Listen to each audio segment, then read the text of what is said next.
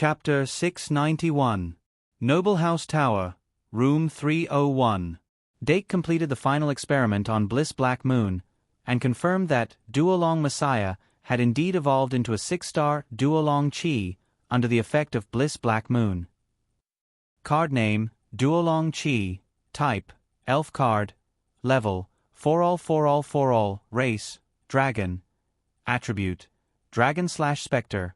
Magic power, 2400. Attack, 3100. Defense, 1900. Remember the website.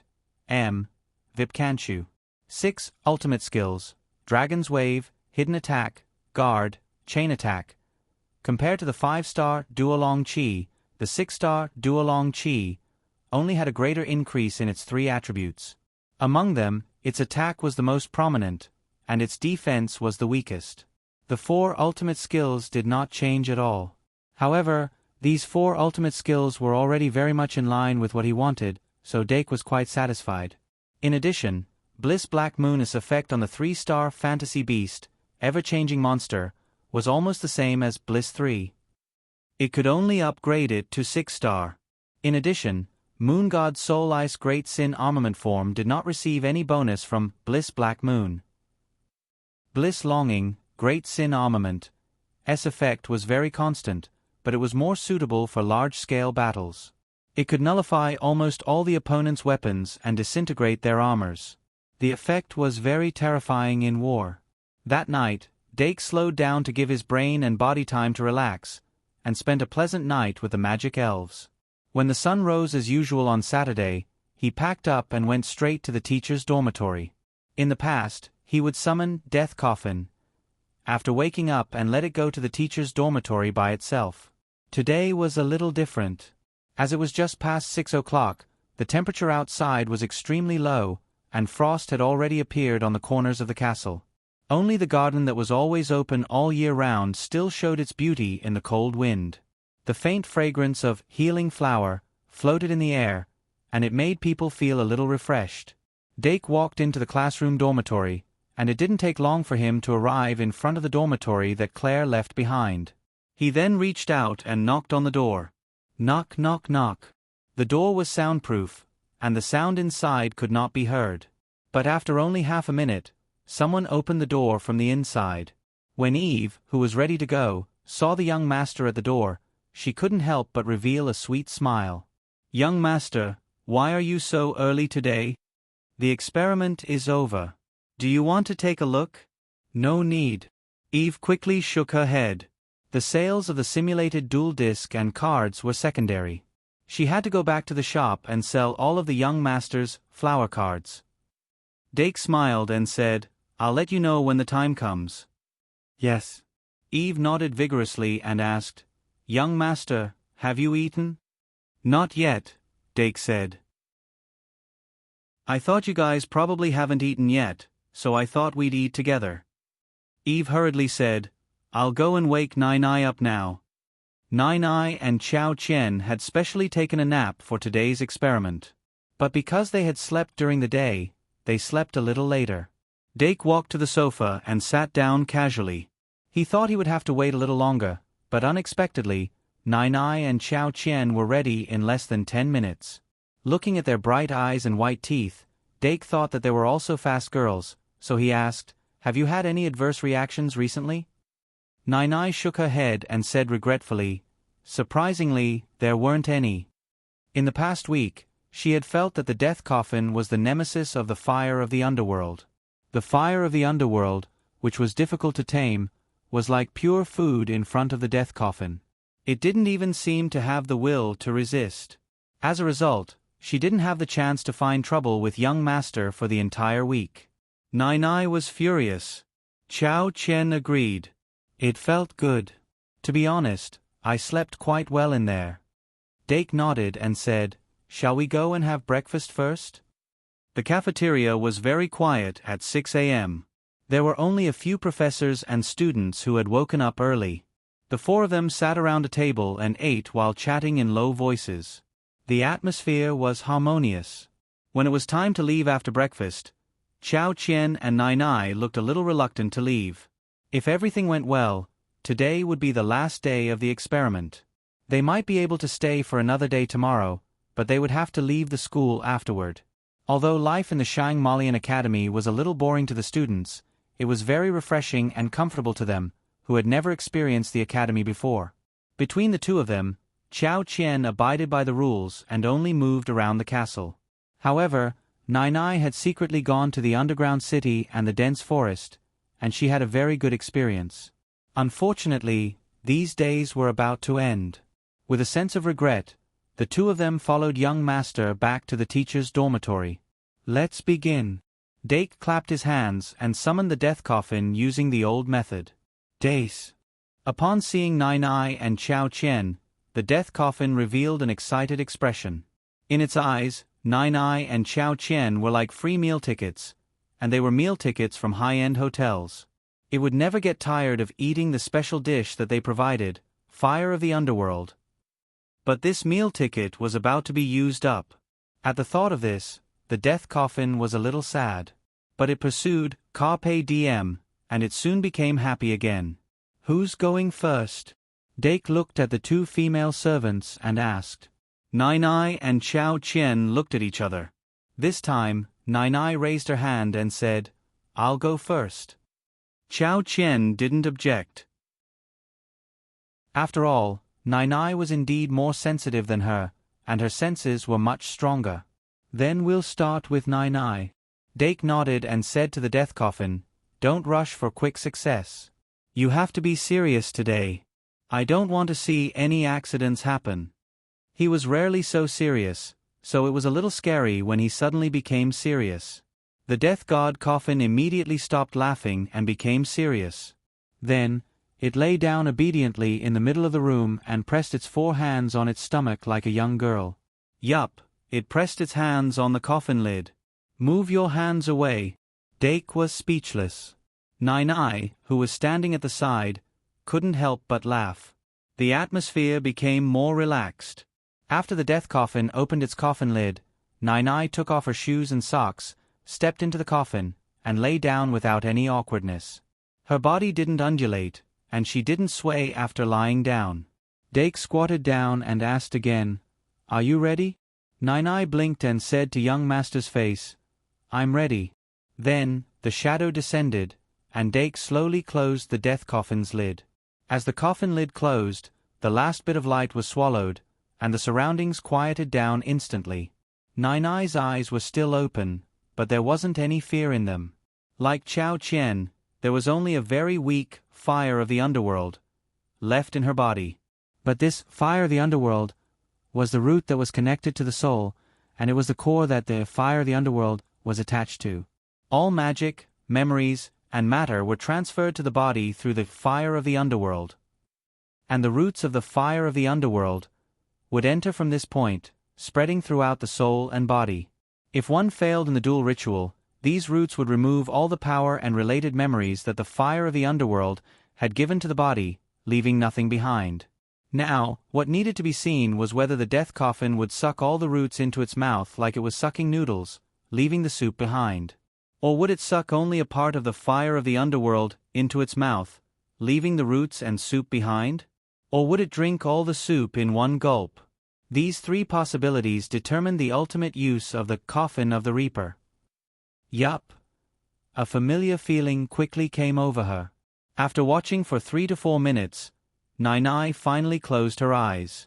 At this moment, her senses became unusually sharp. The changes in every corner of her body were reflected in her mind. Now, she had to concentrate fully. On the outside, Dake and Qiao Qian sat by the side, waiting patiently. They could only wait. Although the death coffin was Dake's magic elf, Dake couldn't do much other than instruct it to be careful. How long will it take? Dake suddenly asked. Qiao Qian thought for a moment, then said, If it's fast, it'll take 1 to 2 hours. If it's slow, 3 to 4 hours? Will it take that long? Dake took a deep breath and straightened his chest. Instead, the long wait made him relax.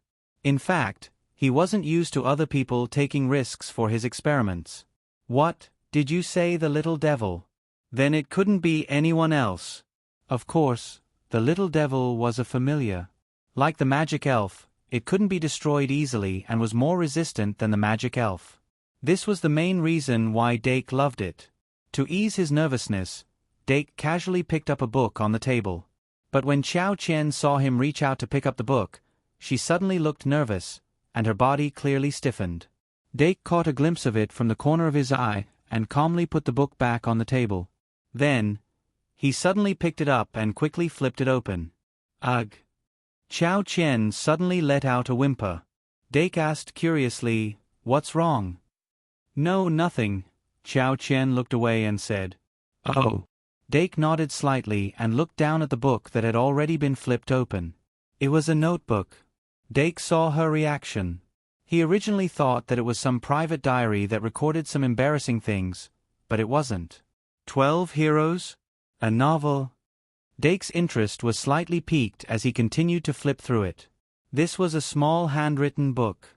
Although the handwriting was a little stiff, the words were small and arranged very neatly. It was very unique.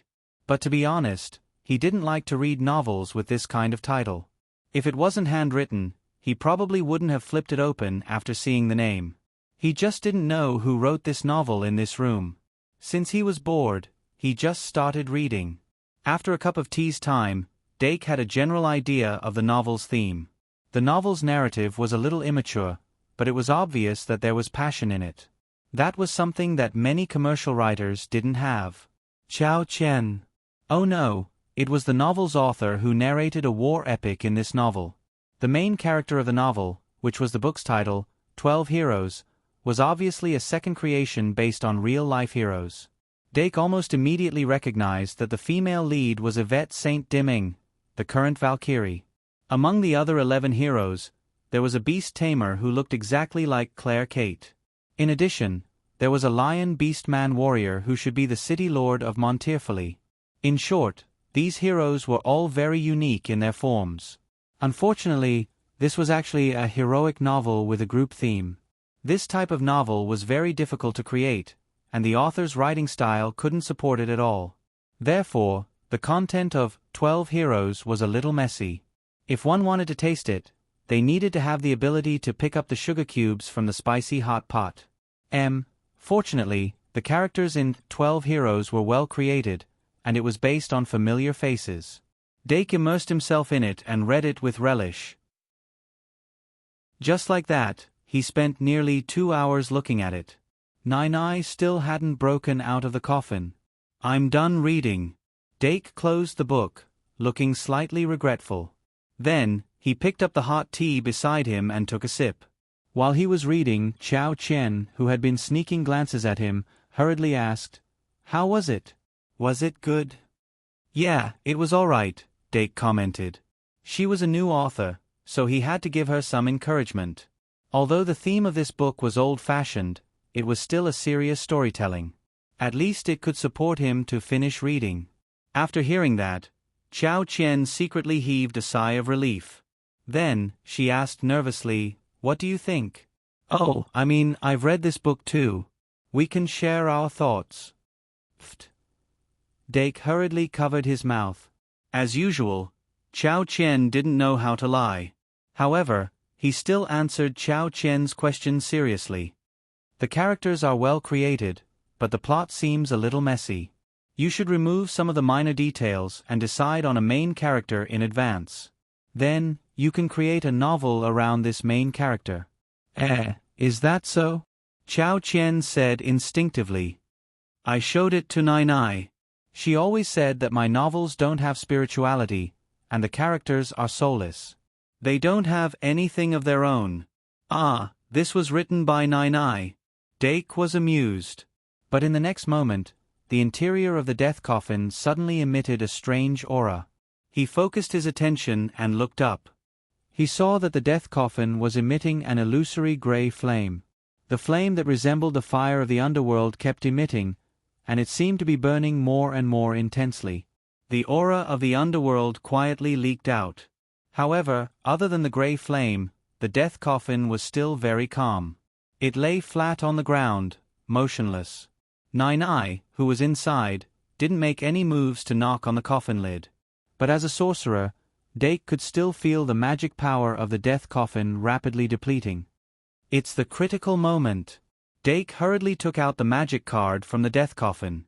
He touched it with his fingers and continuously and gently injected magic power. All this time, he had only kept the magic card close to him. Although the amount of magic power injected this way was less, it was enough for the magic fairy's daily needs. As long as there wasn't a lot of magic power, he could continue to provide magic power. But now, it was clear that it was time to inject magic power faster. He walked forward and tried to get as close to it as possible to increase the efficiency of the magic power transmission.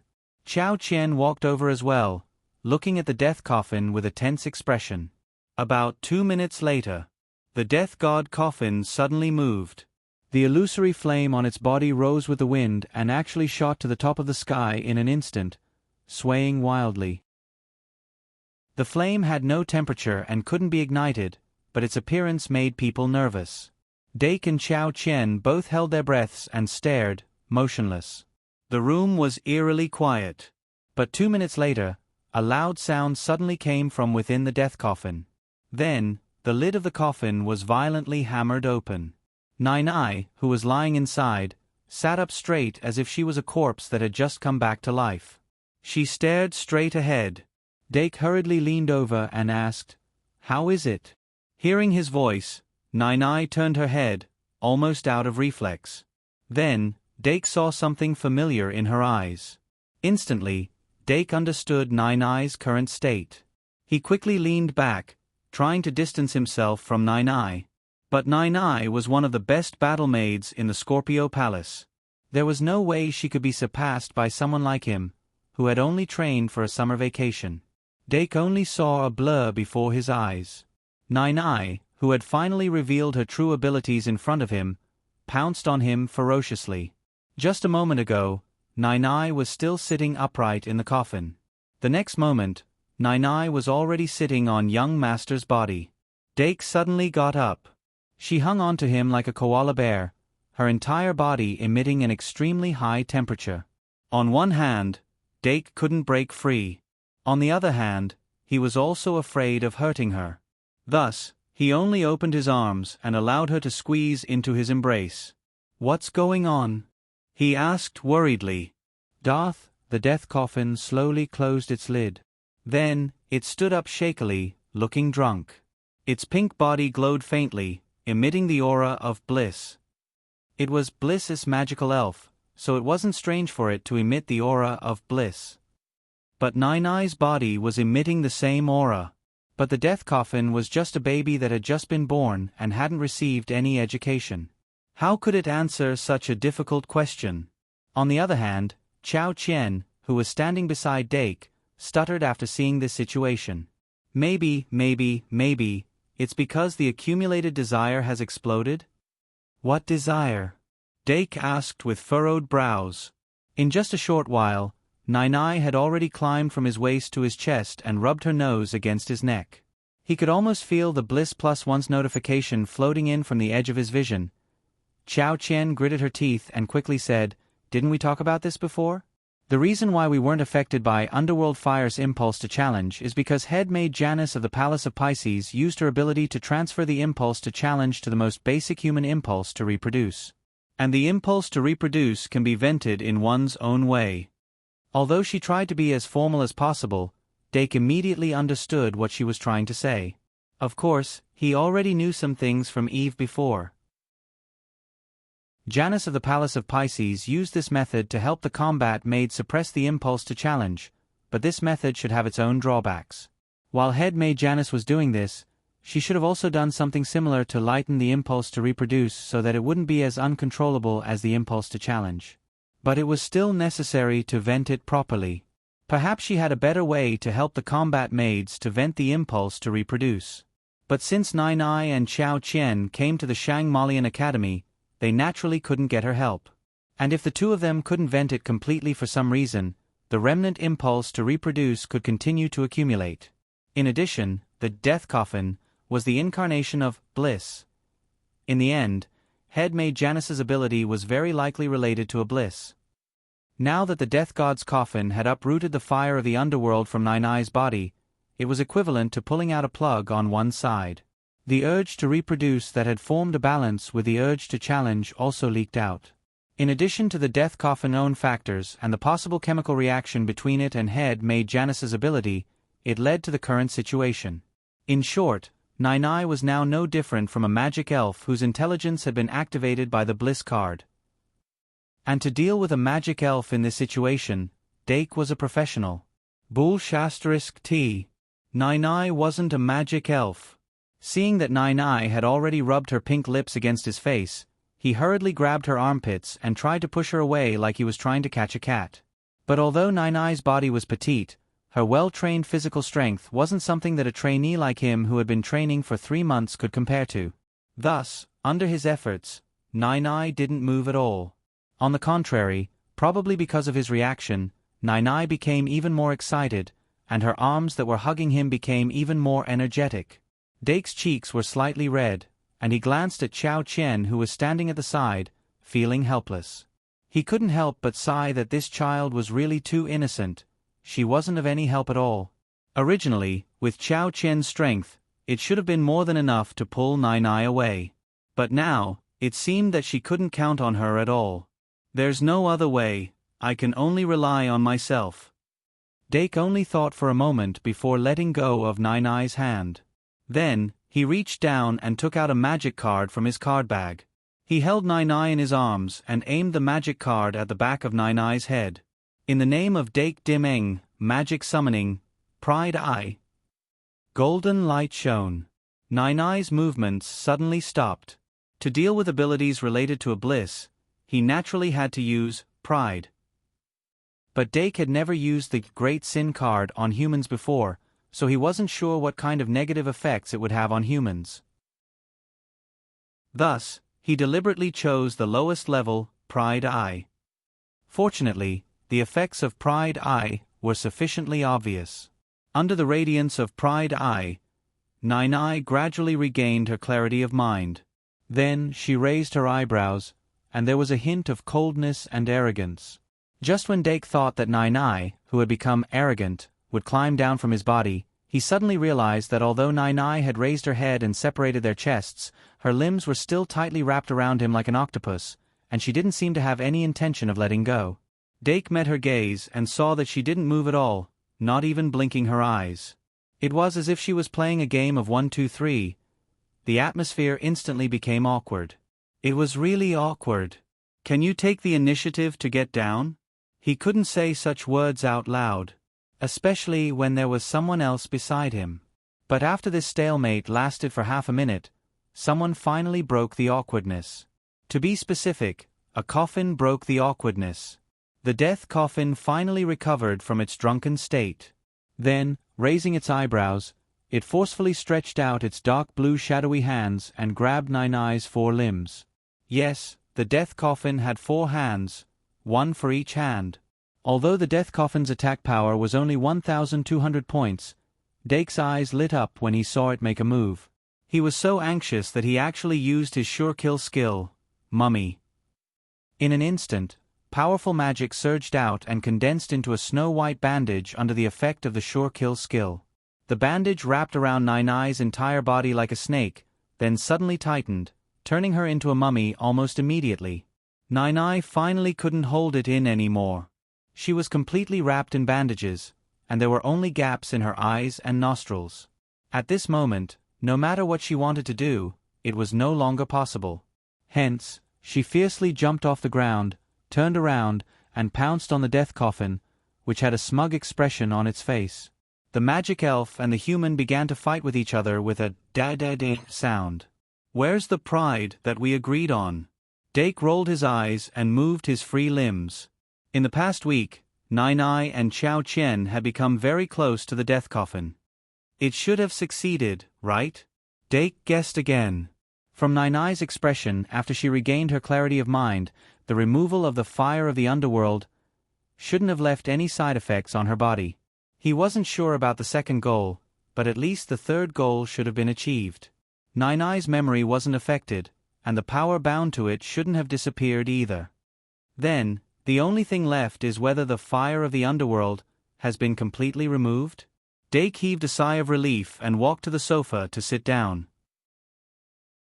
Regardless of whether the fire of the underworld had been removed, Nine-Eye's soul shouldn't have been damaged by this experiment.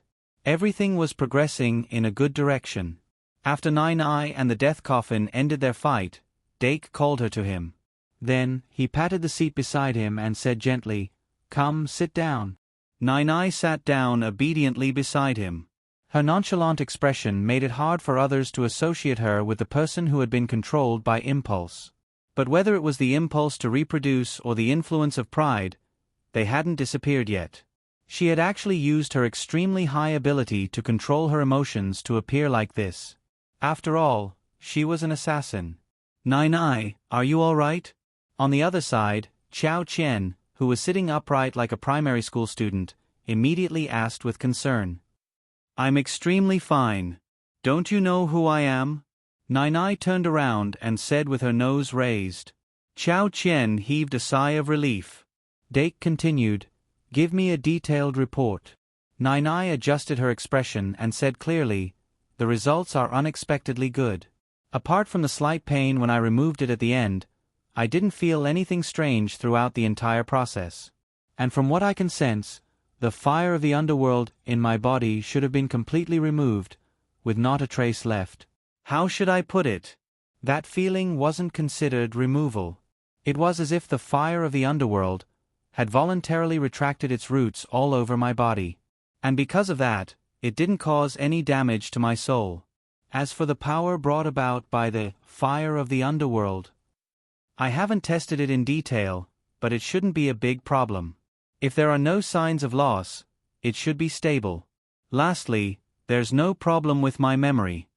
In other words, the first, second, and third goals had all been achieved. I hope this isn't an isolated case. Dake was elated, but he immediately patched it up. Just one successful experiment didn't mean anything. Even if it was a sample, it still needed to be tested multiple times. Then let's rest for an hour. Chao Qian will be receiving treatment from the coffin of the Reaper.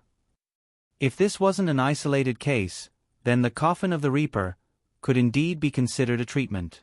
Given Nine-Eye's current state, if she could ensure that her power and memory wouldn't be lost in the future, and that she was fine after returning to the Duke's residence for a more detailed physical examination, as well as confirming that there wasn't a trace of the fire of the underworld in her body, then she would be completely free from the side effects of the fire of the underworld. Dake couldn't wait to hear this good news. Of course, due to the rigor of the experiment, he could only open the champagne after Chao Qian's experiment was over. Dake tilted his head slightly to look at Chao Qian, only to realize that she had suddenly become shy. Yeah, he was very experienced with such situations. His magic elf would often show such expressions as well. Nine-Eye. Chao Qian suddenly reached out and tugged at the corner of Nine-Eye's shirt. Nine-Eye turned around and asked curiously, "What's wrong?" Chao Qian leaned close to her ear and whispered, "Can you tie me up?" Nine-Eye was instantly shocked. "Huh?" Chao Qian said, "Just tell me if you can." Nine-Eye looked shocked, but she was laughing coldly in her heart. "Of course. It's impossible." How could it be possible? How could Nine-Eye be the only one making a fool of herself? That's impossible.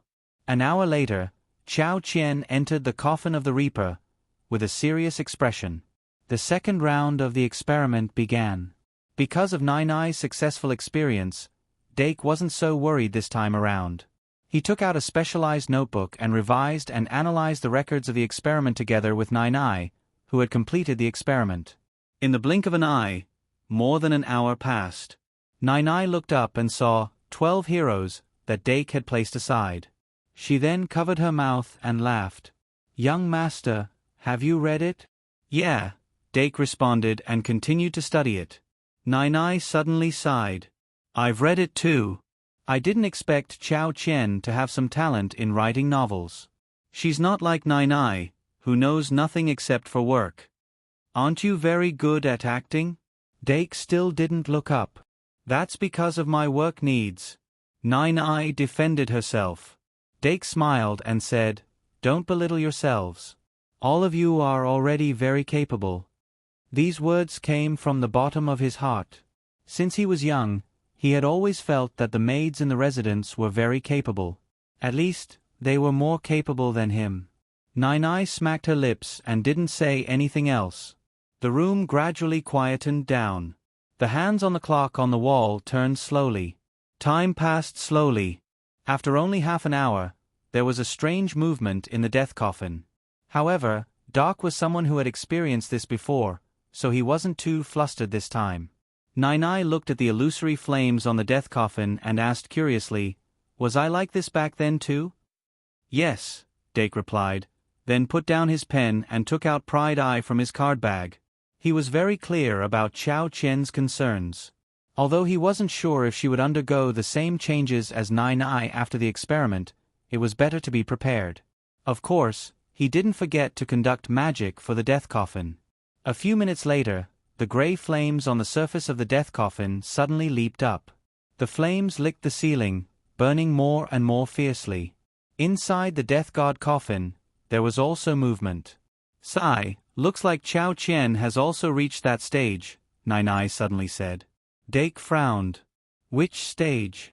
"Hence," Nai smiled and said, "it's the step where it hurts."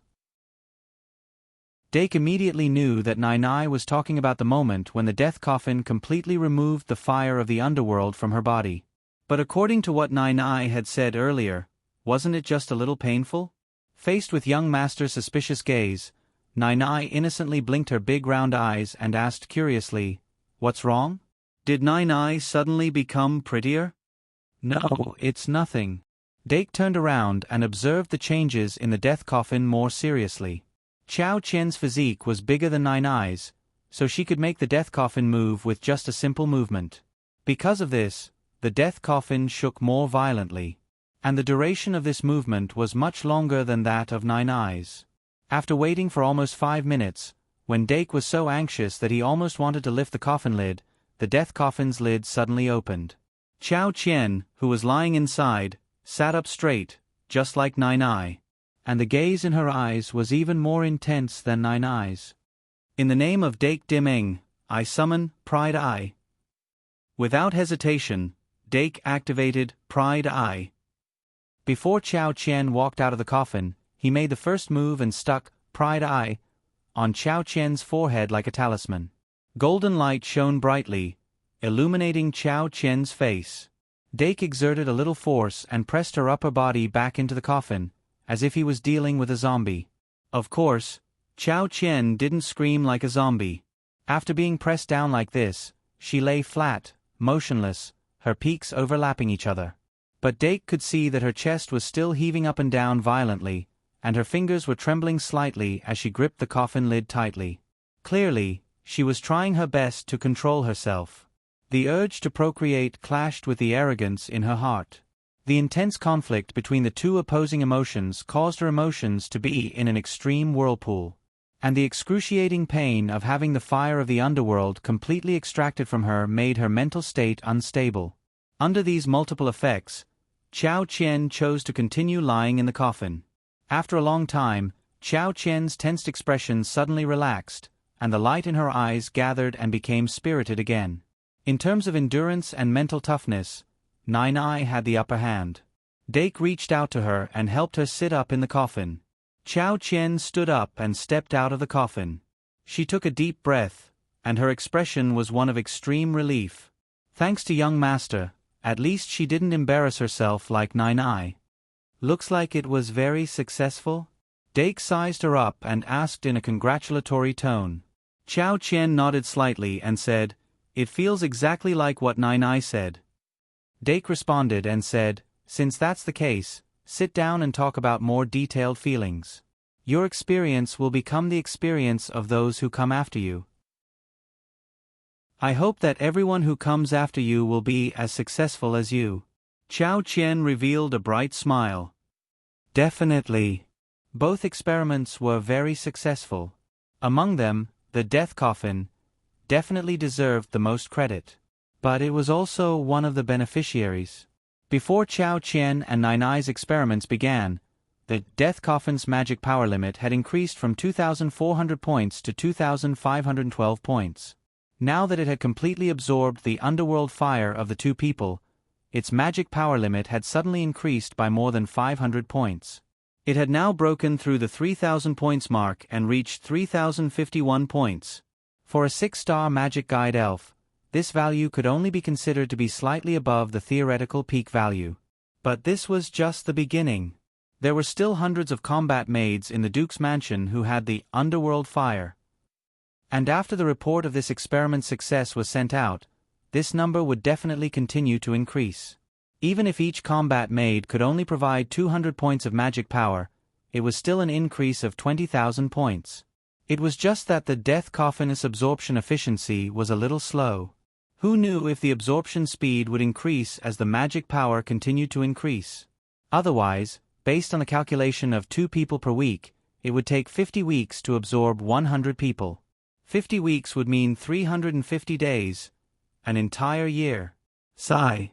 An increase of 20,000 points of magic power in a year? So be it if it's slow. Dake didn't think too much about it and settled down to write the final report of the experiment. 1 p.m. in the afternoon. Dake settled everything properly. Chao Qian and Nai had also fully recovered. The three of them discussed for a while and prepared to immediately head to Traveler's Street to inform Claire Kate of this good news.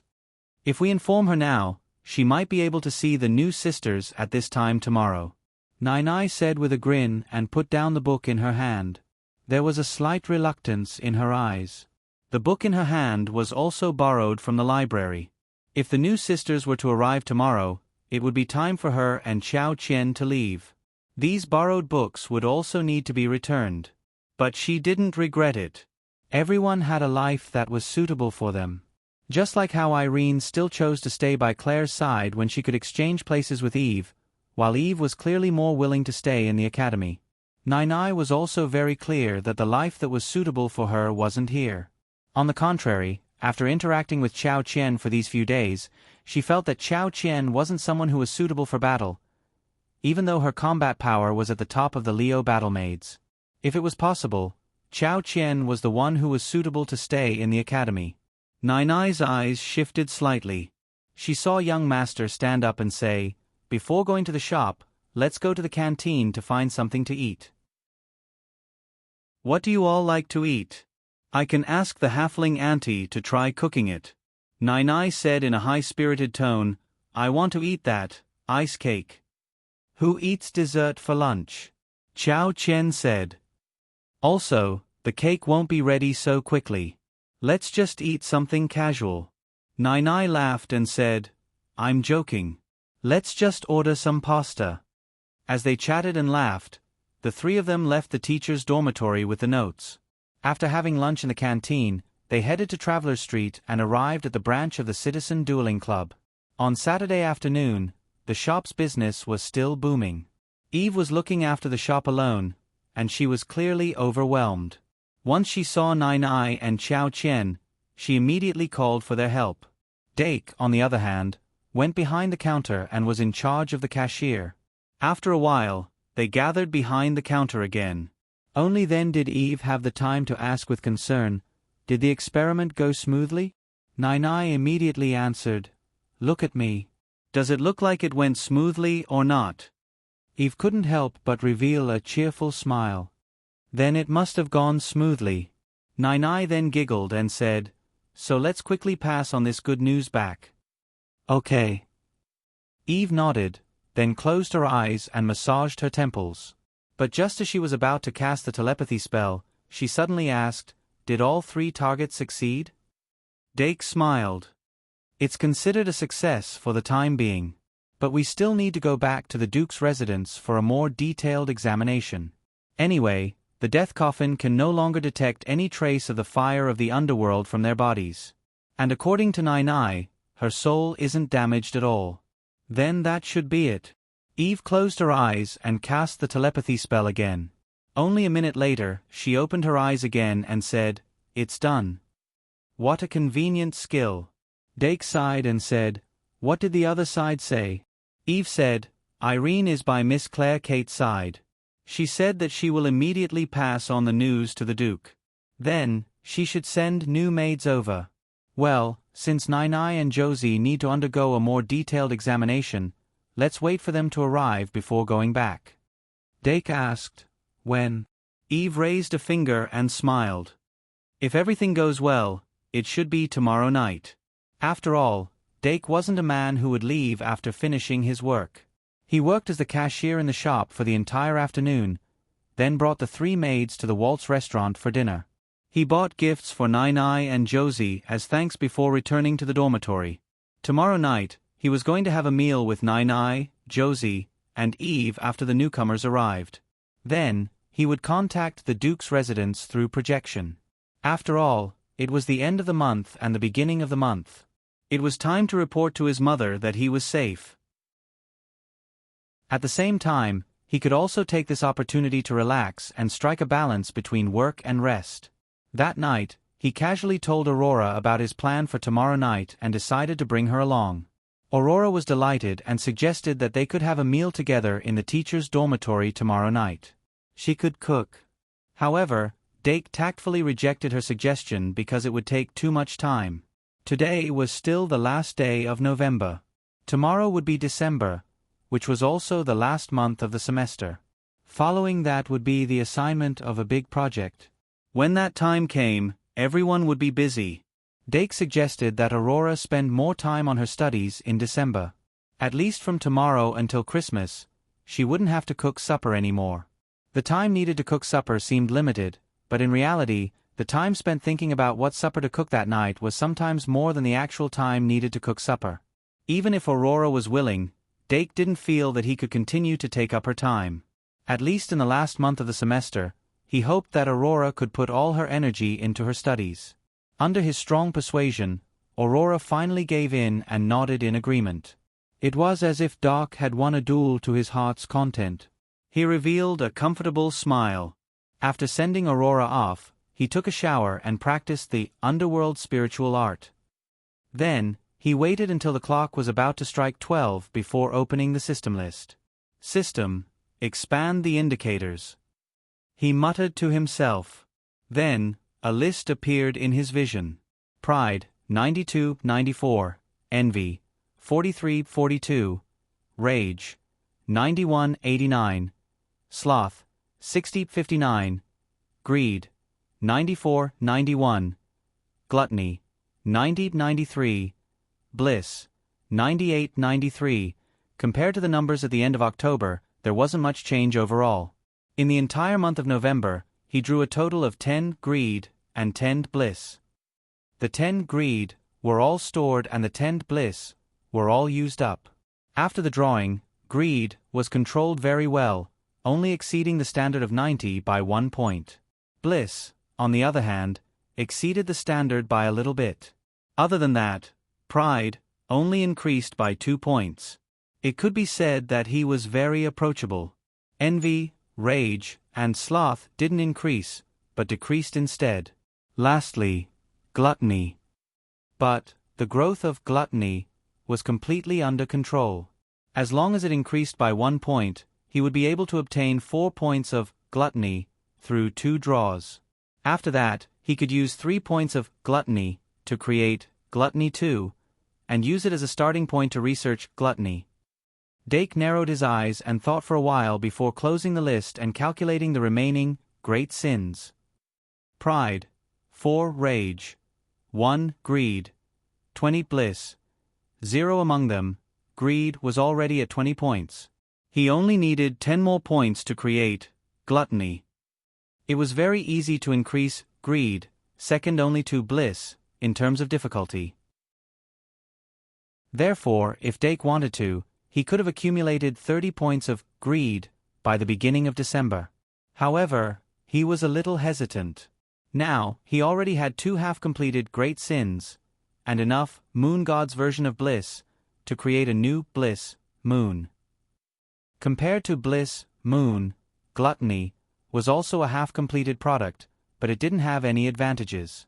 The only magic fairies that could evolve to the 3rd tier with the help of a half-completed Gluttony were Curse Cage, Little Fiend, and Curse Cage, Sub-Ancient Beast. Therefore, there wasn't much point in creating gluttony now. Rather than creating a half-completed gluttony now, it was better to use it in a more suitable place. Or wait for a new possibility to appear and experiment with a complete version of gluttony.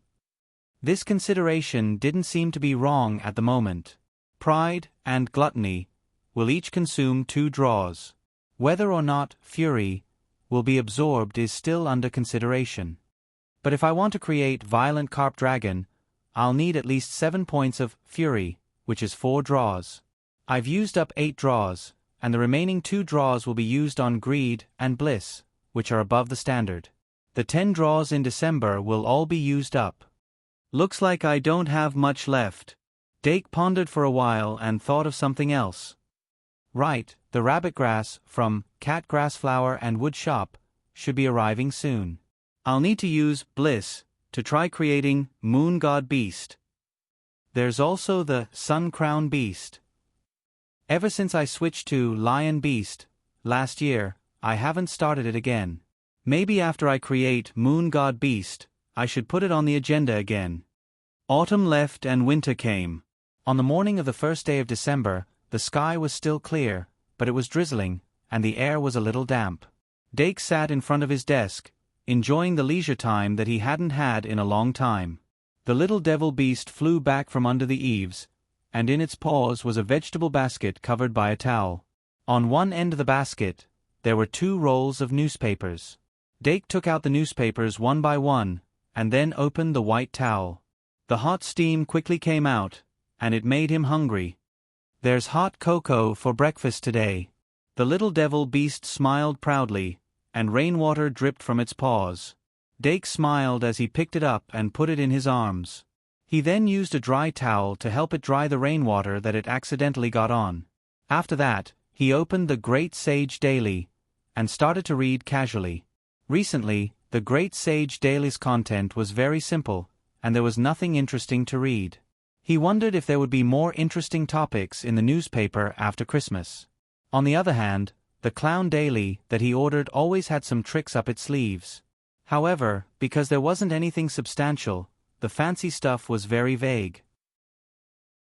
To be honest, it was quite boring, and he was a little tired of it. This morning, after he finished reading the Great Sage Daily, he habitually opened the Clown Daily and skimmed through it. If there was still nothing substantial, he was prepared to skim through it. However, after skimming through it, he suddenly noticed something that he was more concerned about. What is this? The Saints' Conspiracy? Although the Clown Daily was famous for its claptrap, it sometimes pretended to be crazy to report on current affairs, and it still had the taste of criticizing the current situation. This was why it always had a fixed audience. However, in the end, the Clown Daily was just a niche newspaper, and its reports were more absurd and funny. However, there were some things that could only be said in a clown's skin. For example, the Saints' Conspiracy? Ha! Dake was a little interested, so he started to read from the beginning. After he finished reading, he had a strange look on his face. This report with the title Saints' Conspiracy was about the Demon King's execution a few months ago. The whole speculation was so absurd that even Dake wanted to laugh when he read it. What is this? The Demon King's execution, the saint's real intention, is to use the Demon King's soul as a sacrifice to summon the god of the underworld? Why did the saint have to have a boss for no reason? However, after laughing for a while, Dake suddenly couldn't laugh anymore. Because although this report was nonsense, it did tell a part of the truth. After such a long time, it was inevitable that some information would leak out. Maybe someone learned a little and made up this article based on groundless accusations. Dake put down the newspaper and didn't pay much attention to this report. After breakfast, Dake didn't go out. Instead, he reviewed the knowledge he learned this semester in his dorm. When he was persuading Aurora last night, he suddenly remembered that he had a similar problem as her. Putting more energy into other aspects, it was natural that they would neglect the knowledge taught in class. Although he was ahead of the textbooks in most subjects, many of the things that the professors taught in the classroom were not included in the textbooks. If he only self-studied, he would lose a lot of the essence. And those essences were the foundation to build a solid foundation. Fortunately, he had a good habit of taking notes. Flipping through the notes at this time would always give him something to learn. After a day, he had a deeper understanding of how to make the secret instrument card. In the system of magic duels, the existence of the secret instrument card was actually very important. It was just that under normal circumstances, the difficulty of making the secret instrument card was much higher than item cards and magic cards, and the trigger conditions were more stringent. It wasn't as straightforward as item cards and magic cards. Because of this, there weren't many magisters who could master and use the secret instrument card. However, if one wanted to achieve something in the magic duel, the secret instrument card was indispensable. Dake gradually immersed himself in it. Time flew by quickly. 5 in the afternoon. Dake put down the book reluctantly, then changed into his outdoor clothes and went to the common lounge first. Not long after, Aurora walked down the stairs. The two of them walked side by side and left the castle. The rain had stopped, and the air was fresh. They entered Travelers Street and came to the shop of the National Duel Club. They saw 3 maids and 2 magic elves, Vampire's Daughter Victoria and Phoenix. Since they were going to have a video call with Arvette, they naturally couldn't leave them out. On Sunday, when it was close to evening, most of the people in Travelers Street would rush to the food street. Dake had reserved a private room last night, so he wasn't in a hurry. The group of people chatted and laughed as they waited in the shop. It was close to 5:30 when they finally saw the 2 newcomers who had come from afar. Nai and Josie's eyes lit up, and they walked toward one of the maids. Eve was also a member of the Scorpio Palace Maids, and she recognized the maid at a glance. She immediately leaned over and said in a low voice, "Lacey is here too. I thought she was still out on a mission." "Which one is Lacey?" Dake wasn't too familiar with her. Under the guidance of the academy's staff, the 2 new maids found this place. Like Nai and Josie when they first arrived, they were all wearing maid outfits with different styles. One of the maids was slender, and below her neck were all legs. The other maid was slightly plump, and her face was seductive. Eve said in a low voice, "It's the thinner one." "She looks like it too." Dake looked up and sized her up. Lacey was tall and had long legs. She had short brown hair and looked like a long-legged version of Nai. However, compared to the cute and delicate Nai, Lacey had a serious expression on her face and looked like she was going about her business. In short, she didn't look easy to get along with. As for the other maid from the Lion Palace maid squad, her name was Grace. Grace was only slightly shorter than Lacey. She had long hair, but it was tied behind her head with a hairband. It was a very refreshing long ponytail. Her face was soft and oval-shaped, and her facial features were very delicate. She didn't look fat at all. But as mentioned earlier, she looked very seductive. Unlike Josie from the Lion Palace, she looked more like a maid from the Pisces Palace. "What about the other one?" Dake asked. Eve pondered for a moment and said, "Josie knows her, I'll ask." "Forget it, she should introduce herself." "That's true." Dake continued to size her up. A moment later, Lacey and Grace were brought in front of Dake. Nai took the initiative to introduce them. "Young Master, this is the famous Lacey from the Scorpio Palace Maids. Young Master, you might not know, but she's also known as the Mission Maniac. Out of 365 days a year, she's on the road to completing missions and completing them." Lacey was expressionless. She didn't refute Nai's sarcasm, nor did she protest Dake's surprised gaze. In short, she did look like a mission maniac, and the reason she came to the school was just to complete missions. In fact, that was the case. After Nai finished speaking, Lacey said formally, "Hello, young master, I'm Lacey from the Scorpio Palace." Then, there was silence. Dake couldn't help but smile. "Did Chris ask you to come?" "Yes, young master," Lacey said seriously. "Because I go out on missions more often and need to use my strength, I was asked to come and cooperate with the experiment." Doc nodded. He then looked at Grace and asked, "What about you?"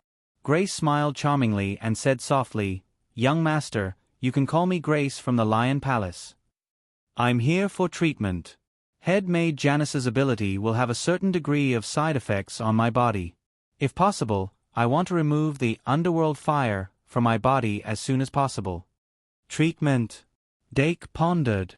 I can roughly guess where your problem lies. How about this, after tonight, I'll deal with it according to your situation. You shouldn't be in a hurry, right? Grace nodded. When I came, head maid Trina told me to follow young master's orders. Dake said, then let's go to the restaurant first. It was said that the dining table was the best place to close the distance between people, but Dake didn't feel that way at all. He had booked a private room at the Waltz Music Restaurant in advance, so he went straight to the private room after arriving at the restaurant. The dining table in the private room was a very grand round table.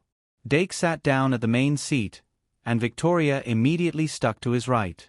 Aurora sat on Victoria's other side in a reserved manner, and beside her was Phoenix. On Dake's left was Eve, followed by Nai and Josie. As for the rookies, they all sat opposite Dake. Let's not talk about Grace, who didn't seem to fit in with the group. Doc didn't expect Grace to isolate herself and sit across from him. Lacey was as taciturn as she appeared. Grace was charming and gentle. She was supposed to be eloquent, but in fact, she didn't speak much. She only answered when Dake asked. But Dake wasn't holding a quiz competition, so he couldn't keep asking. In short, there was clearly something wrong with these two. From the looks of it, the first batch of Nai and Josie who were sent here were too easy to get along with. It was as if they were specially sent here to cooperate with the experiment. As for the second batch of Grace and Grace, they were rushed here to receive the results. Just as Grace said, they were here to receive treatment. Grace was a mission fanatic and a mission specialist. But ever since she received the fire of the underworld, she had encountered many obstacles. Be it the urge to challenge or procreate, she was at a loss. On the other hand, Grace had a special constitution. If she didn't receive treatment, her urge might erupt. So she deliberately distanced herself from young master to prevent the urge from happening. In comparison, Grace's problem seemed to be more serious. So after Dake understood the situation, he prepared to let the death coffin remove the fire of the underworld from her body before it was Grace's turn. In short, after this meal, Dake, Nai, and Josie improved their relationship.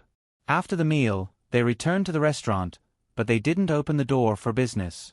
Instead, they all entered the inner room. Eve cast the consonant spell to connect with Erin before projecting. As the figures of Yvette and the others appeared on the wall, Doc finally opened his mouth to speak. For the first half an hour, he had been talking to Yvette. They talked about what had happened in the academy and what had happened outside of the academy. Of course, this time, he didn't mention the brain liquid demon. On one hand, it was because the academy needed to keep it a secret. On the other hand, it was because there was no need to talk about it.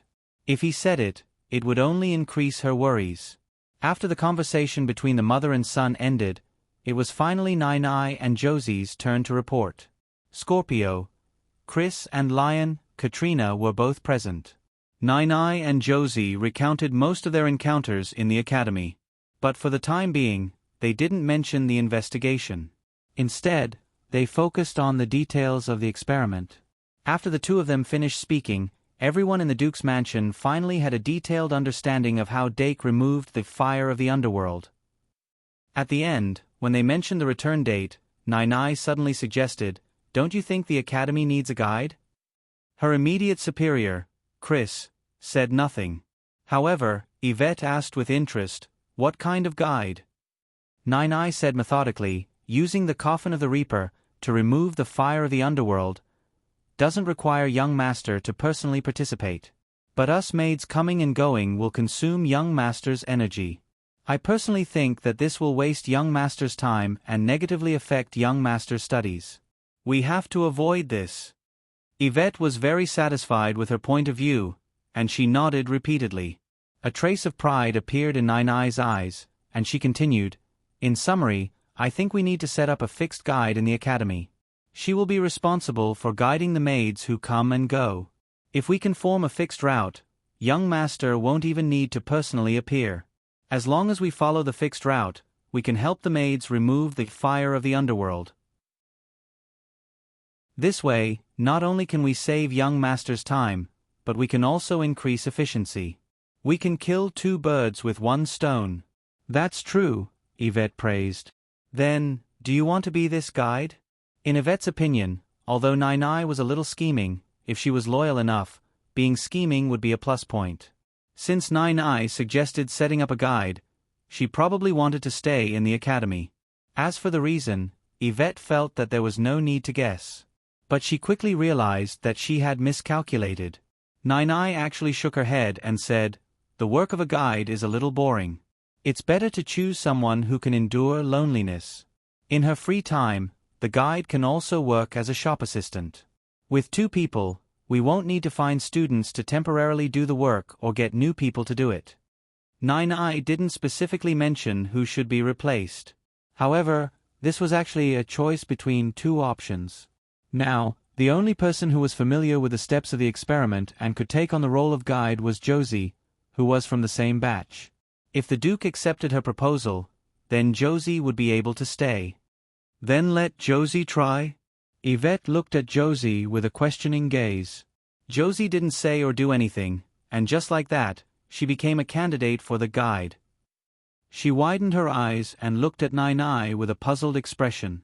Nai, on the other hand, turned around and winked at her. Josie was at a loss. Her brain didn't work that fast. "I need to think about it." But just then, Lion Katrina, who was standing behind Yvette, suddenly asked, "Josie, do you want to stay by young master's side?" This question was even more difficult to answer than the previous ones. Josie blushed and squeezed out a small voice. "Yes, I do." But once she said that, everyone's gazes were all piercing her. Aurora suddenly realized that the number of opponents she would have in the future would be much more than she had imagined. Josie was like an iron-blooded warrior on the battlefield who stood tall despite being pierced by thousands of arrows. Without waiting for her to respond, Lion, Katrina made the decision for her. "Then you will stay in the academy for the time being as the person in charge of the Netherworld Fire Plan. Do you understand?" Josie subconsciously put her feet together and clapped her hands to the sides of her thighs. She stood at attention and said, "Understood." "Very good." Katrina smiled satisfactorily. "Then it's settled," Yvette confirmed. This matter was settled just like that. Nai was rather pleased. If not for the fact that the projection was still there, she would have taken credit for it on the spot. But she was obviously happy too early. "Scorpio," Chris suddenly said, "Nai, I think you don't have to come back. There might be times when one person in charge can't take care of everything, so 2 people are the standard. What do you think?" Nai turned her neck stiffly and looked at her immediate superior. Chris's expression didn't change. But Nai could clearly feel that she was angry. But there was nothing wrong with what Chris said. 1 person wasn't enough. At least 2 people would be better. But it had nothing to do with all these. Facing Chris's sharp gaze, Nai knew that there was only one path left for her. She said awkwardly, "It sounds like that is indeed the case." And so, the so-called person in charge of the Netherworld Fire Plan changed from 1 person to 2. Josie was also very happy about Nai staying on. Yvette originally thought that she was all right. Having 1 more person by Dake's side would naturally reduce Dake's burden. And of course, Dake himself wouldn't have any objections to this arrangement. In fact, apart from Nai herself, no one else present had any objections to this decision. Only Nai's injured world was completed just like that. After that, the video conference continued. But the topic between them had already jumped from Netherworld Fire to the 2 magic elves. Victoria and Phoenix's faces were tense as they endured the Duke's concern. That was just a little bit of concern for young master, but the 2 magic elves couldn't bear it. They were just ordinary magic elves. How could they be as well-rounded as young master? This video conference finally ended with a family-style reminder. Victoria and Phoenix fully felt the concern from their parents. And the other person who received the same level of concern, Aurora, was like a role model in front of them. They couldn't even say, "How is that possible?" because the two of them had achieved all the academic requirements that the Duke had set for them. "Then good night, baby." Yvette waved at Dake and disappeared from the projection. After Dake replied good night, he put down his hand and looked at Nai with interest. "Looks like you don't need to pack your luggage, Nai." "Ha, young master." Nai laughed bitterly. "Looks like Nai will have to continue troubling you." "I'm the one who's troubling you." Dake smiled. "The person in charge of the Netherworld Fire Plan is called that, right? Next, I'll leave Grace and Josie in charge of the arrangements for the experiments. I'll let the Death Coffin listen to your commands." Nai couldn't help but take a deep breath and sigh. "It's a small matter." Josie, on the other hand, was overjoyed.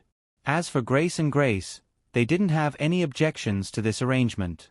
Of course, under such circumstances, they had no right to raise any objections. That night, under Nai and Josie's guidance, Grace and Grace stayed in the teacher's dormitory that Claire had left behind.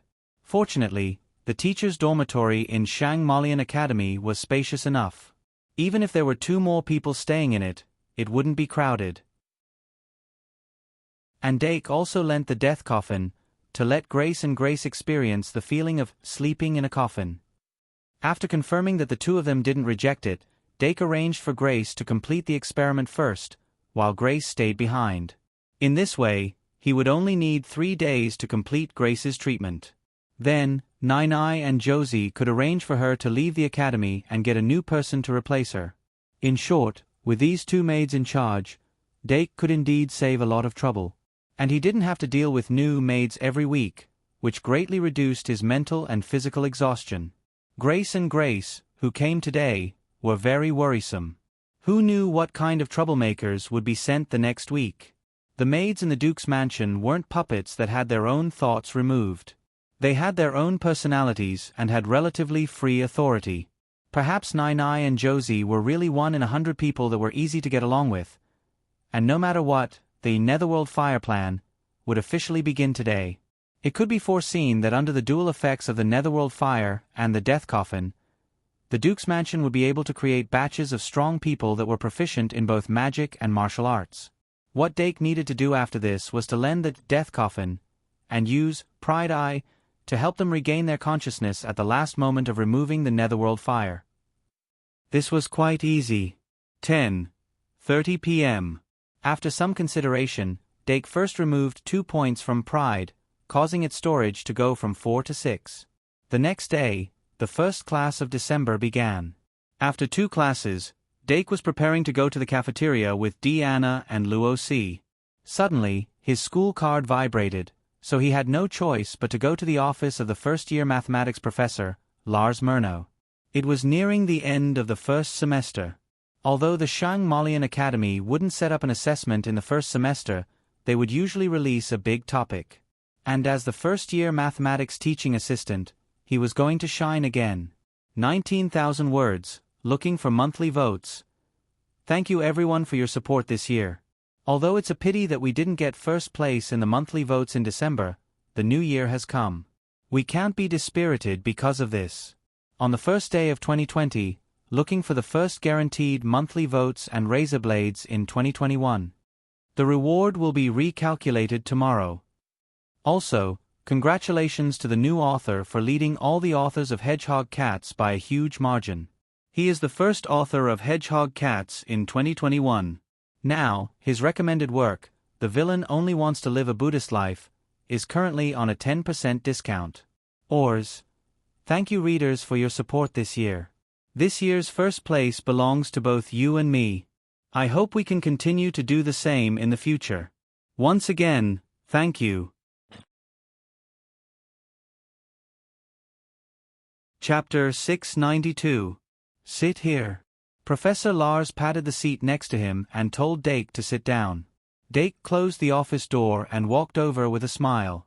He then sat down next to Professor Lars. He roughly knew why Professor Lars asked him to come. After all, he had been talking with the professor about teaching and had a clear grasp of the first-year content. Professor Lars divided Mathematics I into 2 volumes. As of today, the first volume of Mathematics I was basically finished. It was time for a big project. Also, there were only 3 weeks of classes left in December. This year's first semester ended on December 20th, which was the Friday of the 3rd week of the month. After that, there would be a 12-day holiday, including Christmas. Classes would only start again in January. Compared to last year's 9-day holiday, there were 3 more days this year. However, within these 3 days, there would be duels on the first 2 weekends. This year's Silver Cup final would be held on December 21st. Remember, https://m. Vipkanchu. VIP Dake was certain that he would not participate. Giving the stage to a first-year student was a form of modesty. He also did not feel the need to compete for everything. Professor, do you have any thoughts on the last big project this year? Dake sat down and went straight to the point. Last year, the first-year students did not have a big project at the end of the semester. However, each group of professors had a different teaching style. This year, the first-year professors all agreed that they needed to give a big project. Some of the big projects even extended to the holidays. Professor Murnau pushed the tea he had just poured in front of him and gently said, "We can discuss this issue." Obviously, he had not made up his mind yet. For Professor Lars, the content of mathematics this year was limited, but the methods and theories involved were refreshing. He was actually a beginner like the students. He did not have the experience of giving a big project. Therefore, he wanted to discuss with the compiler of mathematics, Dake Dimming, before making a decision. "I'm planning to announce the project in the mathematics class next Tuesday," he added. "Then I don't have to be there next Tuesday?" asked Dake. Professor Murnau nodded slightly and said, "Yes, I'll be in the math class after Tuesday. Thank you for your hard work this semester. Thanks to you, I can do more research." "Oh, break time." "Professor." Dake shook his head helplessly. Professor Murnau had asked him to be a teaching assistant because he was old and needed to rest, but in reality, he was not resting at all. But perhaps this was how professors were like. Then, the old man and the young man began to discuss the big topic. At 12:30 p.m., they had already proposed many plans, but they still hadn't decided. However, Professor Murnau clearly liked to discuss such matters with others, and he was always in high spirits. After that, they went to the cafeteria for lunch. After that, Dake went back to the dorm to get the items that he needed for the potion class in the afternoon. Then, he went back to the office to continue the discussion. Professor Mellner thought that they could choose a topic from the next semester's content as a research topic for the first-year students. Dake, on the other hand, believed that a 1,000-word report focused on practice was more effective. Also, the Shang Malian Academy had been working on developing the students' independent research ability. After the discussion, Professor Murnau agreed with Dake's idea. Then, they continued to discuss how to set up a practical research topic. The theoretical core of the topic itself could not be too profound. It was best if it could reflect the current semester's teaching content. Professor Murnau suggested, "Then let's combine it a little.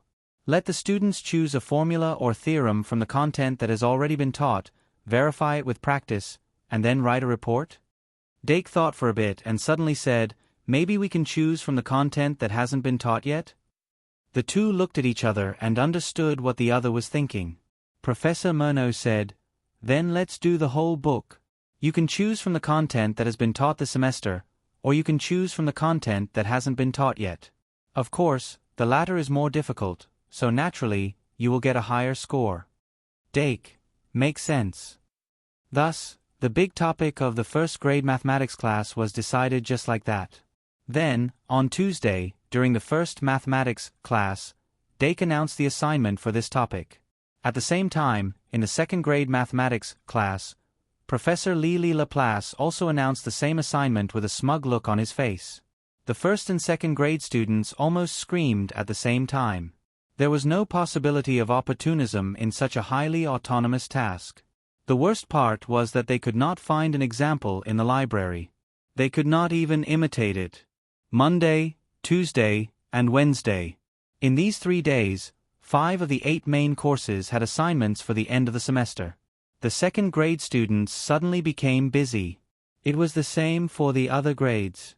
Dake's most direct feeling was that the number of people coming to the library had skyrocketed. The Moon God's Paradise, provided by Flower, had dropped dramatically. Of course, after the second explosion last weekend, the production of Moon God's Paradise continued to drop. During this period of time, it only became more obvious.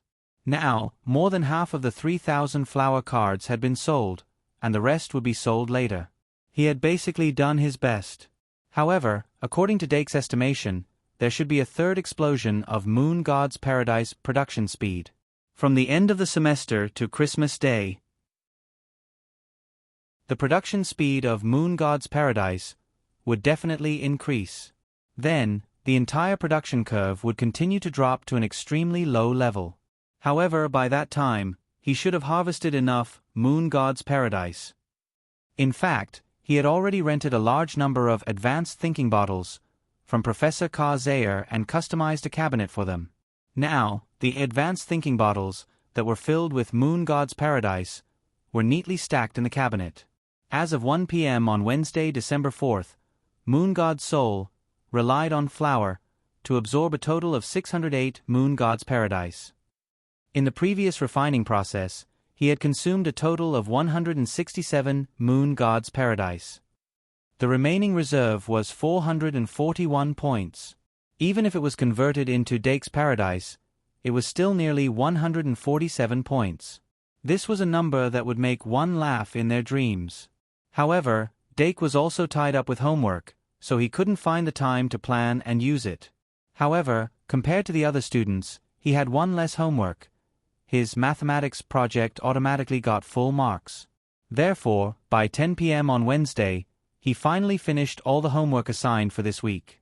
His whole body was as relaxed as if he had taken off heavy armor. However, right after that was the more difficult alchemy class.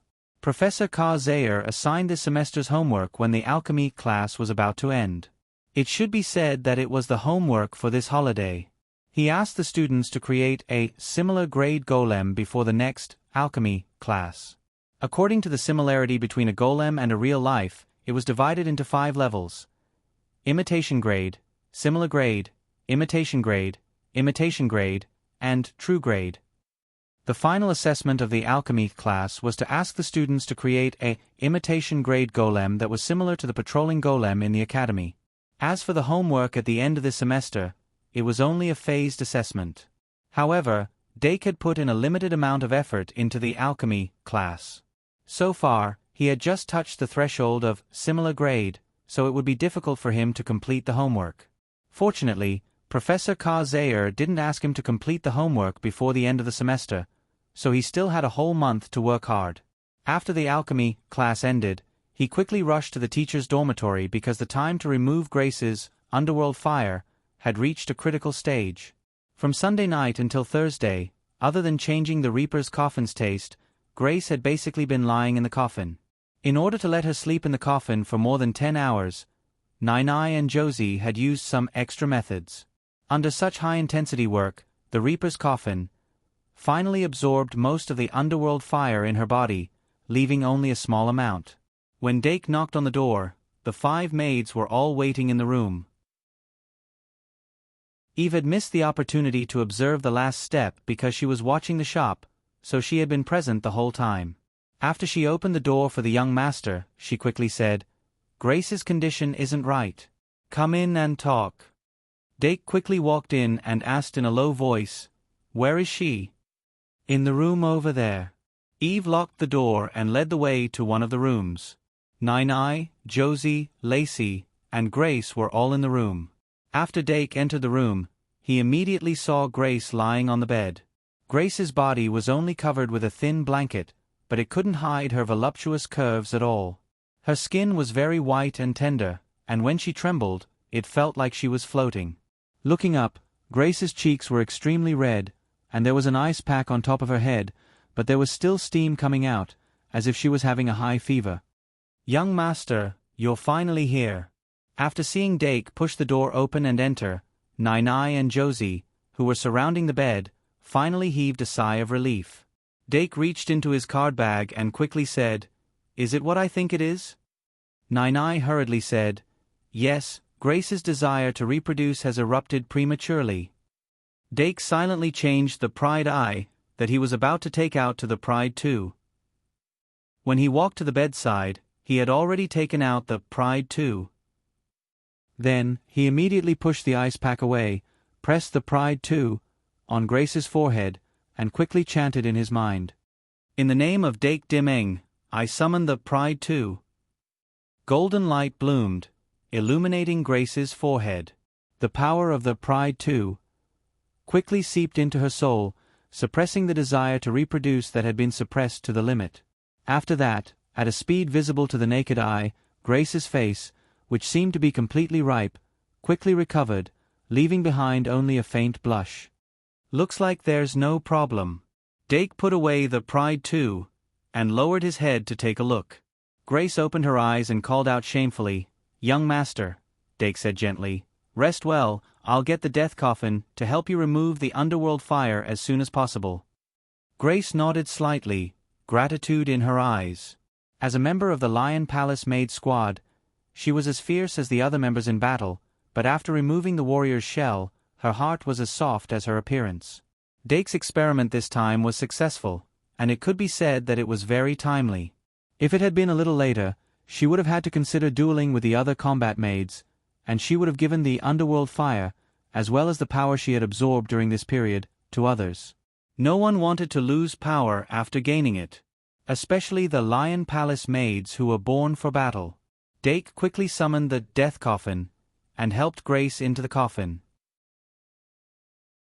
Then, the death coffin used its 4 tentacles to support itself on the ground, lying down in a strange posture, and closed the coffin lid. The final experiment had begun. Looking at the death coffin that was no longer moving, Dake's eyes showed a hint of worry. The experiment to remove the underworld fire had been successful twice, but the energy in Grace's body was too active due to the influence of the spirit waves. Now was not a good time to remove the underworld fire completely. However, the Pride II magic card only had a suppressive effect, and in the end, it still had to rely on itself to slowly pour out. Only by removing the underworld fire completely and widening the opening on this side could the pouring speed be faster and return to normal as soon as possible. "Young master, move aside a little." Nai walked over and said. Dake moved aside a little. Nai walked to the side of the death coffin and squatted down near Grace's head. Then, she pressed her hand on the coffin lid and narrowed her eyes to adjust her magic power. The next moment, ripples of magic power were emitted from her palm and seeped into the interior of the death coffin. Nai completely closed her eyes and began to sense Grace's physical condition. Dake saw her intention and did not disturb her.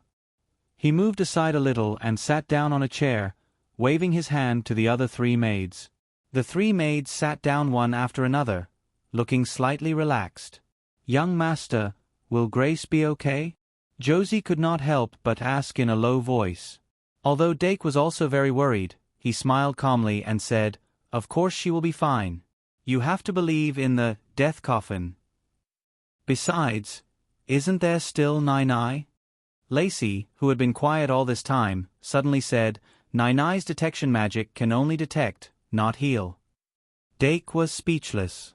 "You're acting like a KY, do you understand?" When waiting anxiously, time would often pass very slowly. It was as if time was doing this on purpose so that humans would experience more suffering. Sometimes, one would wonder if time had an S tendency. Why was the time of happiness so short? But no matter how slow time passed, it was still flowing. After close to an hour, Nai suddenly opened her eyes and said in a low voice, "It's about to begin." Half a minute later, illusory gray flames appeared on the surface of the death coffin. The flames rose rapidly and were even more intense than when Nai and Josie were inside. It was as if they were going to burn and engulf the entire room. Eve and Lacey, who were seeing these illusory flames for the first time, instinctively dashed in front of young master. The tongues of the flames passed through their defenses, but only caused their hearts to waver slightly. The two of them instantly relaxed their tense hearts. Dake reminded them, "This fire won't hurt anyone." Eve and Lacey then returned to their seats. Then, everyone's gaze was focused on the death coffin. The most crucial moment had arrived. Half a minute later, the death coffin suddenly shook, and a dull knocking sound could be heard from within the coffin. Even though the sound wasn't heavy and even sounded a little soft, but it was precisely because of this that they could sense that something was wrong with Grace's situation. But Nai immediately raised her left hand, indicating that she was fine. Even though the fire of the underworld would retract all the roots in the body before they were completely consumed, there would still be intense pain when all of them were removed. It was a pain that even Josie couldn't withstand, and it was a pain that directly affected her soul.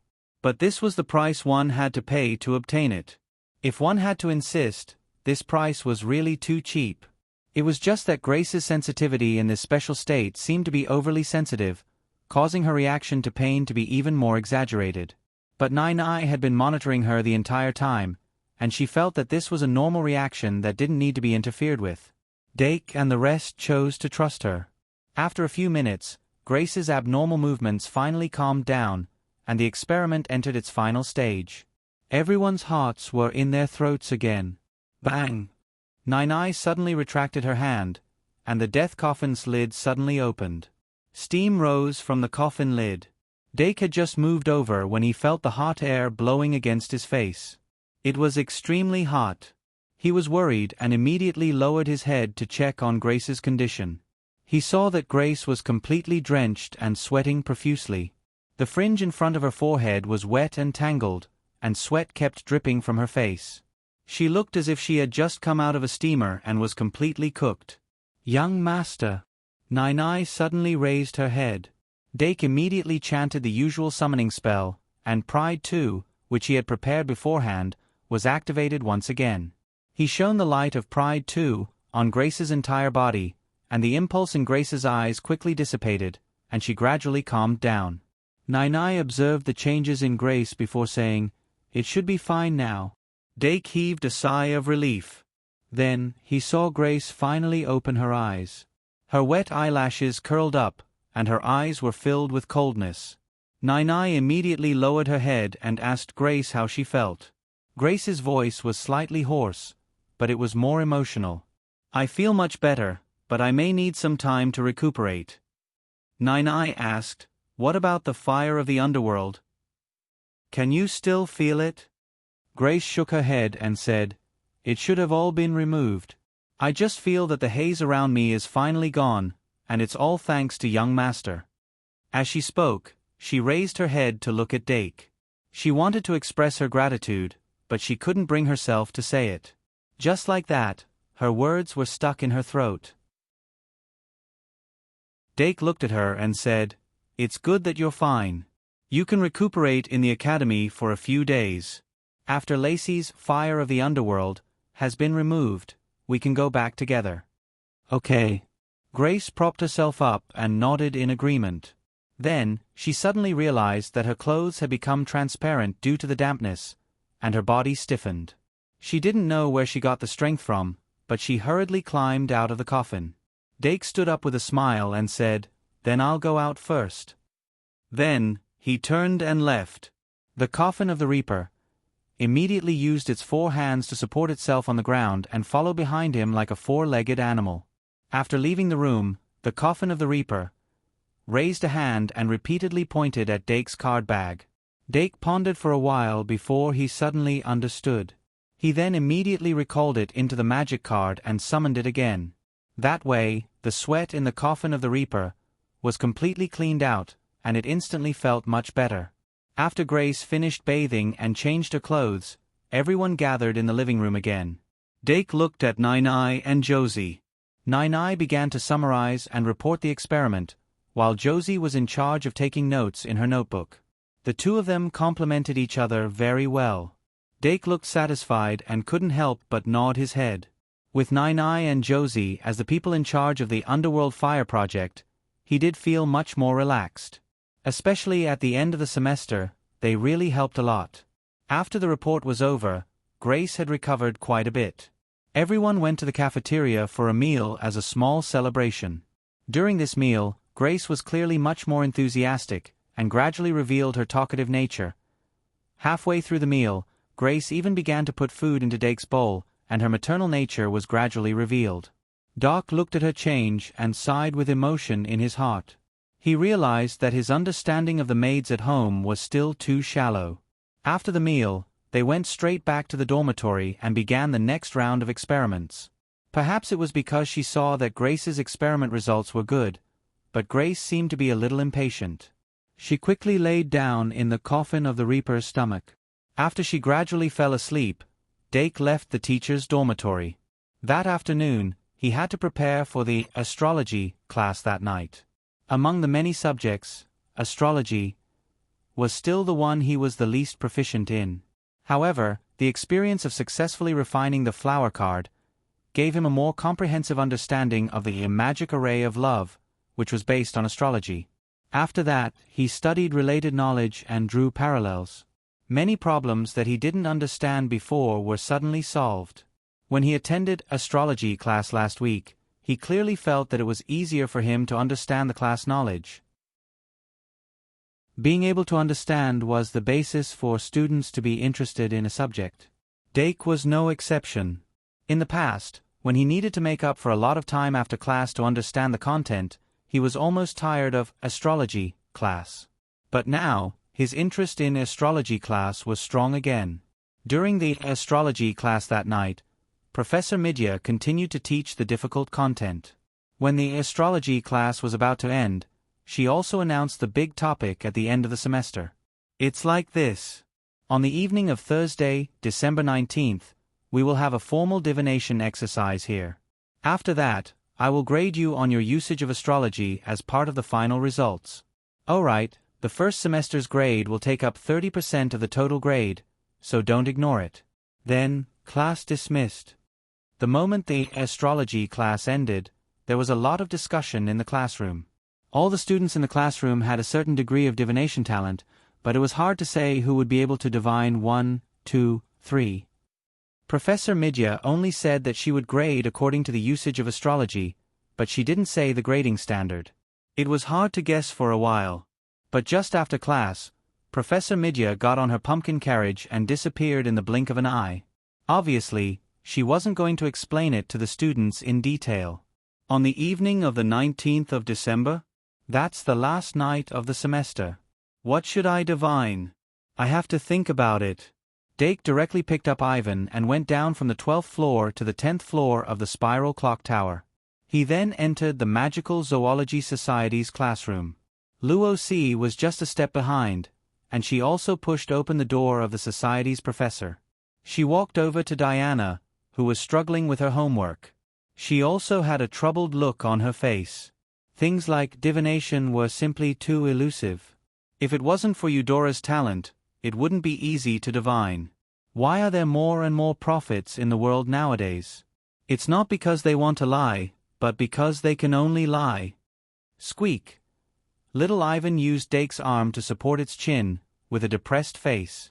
Although it didn't have any academic concerns, the results of the astrology class also affected its position in its master's heart. Moreover, Dake also linked the results to the little red flower. So, by the way, I heard that the top 8 of the Silver Cup has been decided. Dake asked in order to divert the attention. When Diana heard the keyword Silver Cup, her ears perked up all of a sudden. Luo Si showed a helpless smile. Dake curiously asked, "So, what's the final result?"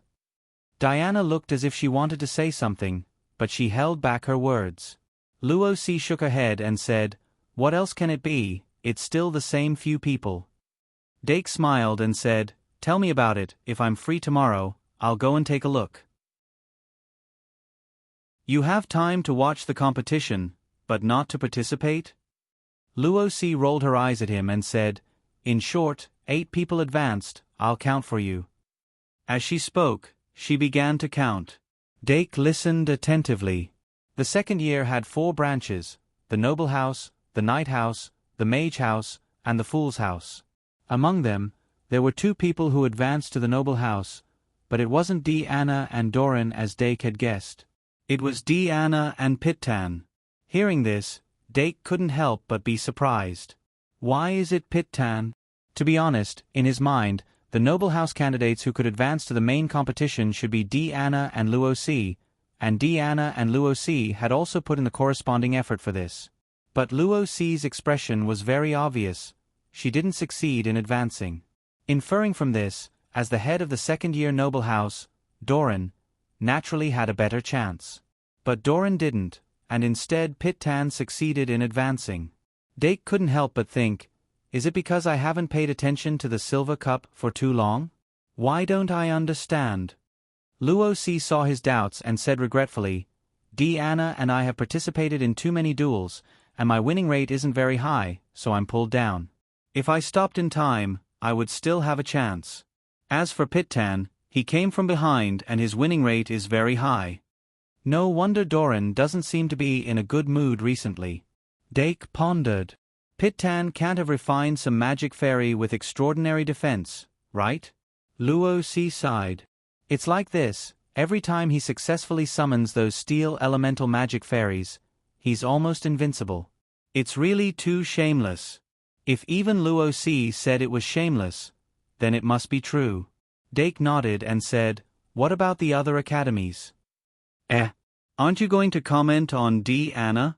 Deanna advanced with first place in points. Deanna quickly interrupted. Luosi rolled his eyes at her and said, Deanna's winning rate is very high, and she also has a lot of duels, so she's currently first in points. Deanna argued, it's not just because she has a lot of duels. Since Dake isn't participating in the Silver Cup, I'll take the championship on his behalf. Dake blinked. That might be a little difficult, right? Deanna, everything depends on effort. Luosi continued, next is the Knights Academy. There are 3 people from the Knights Academy who advanced. One is Ai Ma Métis, one is White Gouda, and the other is Justin Wayne.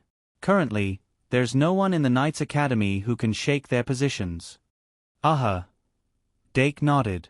It was within his expectations. Luosi continued, as for the Sorcerer's Academy, one is Saraswati, and the other is Heidi Euphemia. Dake asked, what about the Fool's Academy? Luosi said, for the Fool's Academy, it's Vanessa Bolt. So it's really Bolt? Dake pictured Vanessa Bolt's face in his mind. Vanessa Bolt was the second-year provost of the Fool's Academy. She looked ordinary with shoulder-length brown hair. Her facial features weren't exquisite, but they were gentle and pleasing to the eye. Her body, which wasn't very healthy, seemed to be showing signs of growth after entering the second year. Her final grades in the first year were only above average, but after she became the provost, she had improved significantly. In addition, she was also one of the 5 second-year students selected by Professor Ka Zayer for the alchemy class. Just this alone made people feel that she couldn't be underestimated. Now that she had advanced to the main competition as one of the top 8, it more or less proved her ability. Wait. Dake suddenly froze. So it seems that among the 4 second-year provost, Doran is the only one who didn't make it? +2/128+4. On December 1st, 1436, new monthly votes, less than 1,500. 4 new chapters have been added to the bounty, and 2 chapters have been updated. It seems that you're lagging behind, but the increase in the bounty has stopped. The number of updates will definitely surpass you on the second day. The second update will still be in the morning. Everything that happened at the end of the month has been pushed to the beginning of the month, but you can't relax. You have to maintain it. Once you relax, you'll start acting up.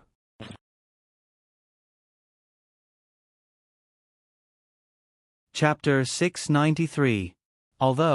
But, among the 4 second-year leaders, only Doran didn't make it to the top 8. It had to be said that this was a very sad thing.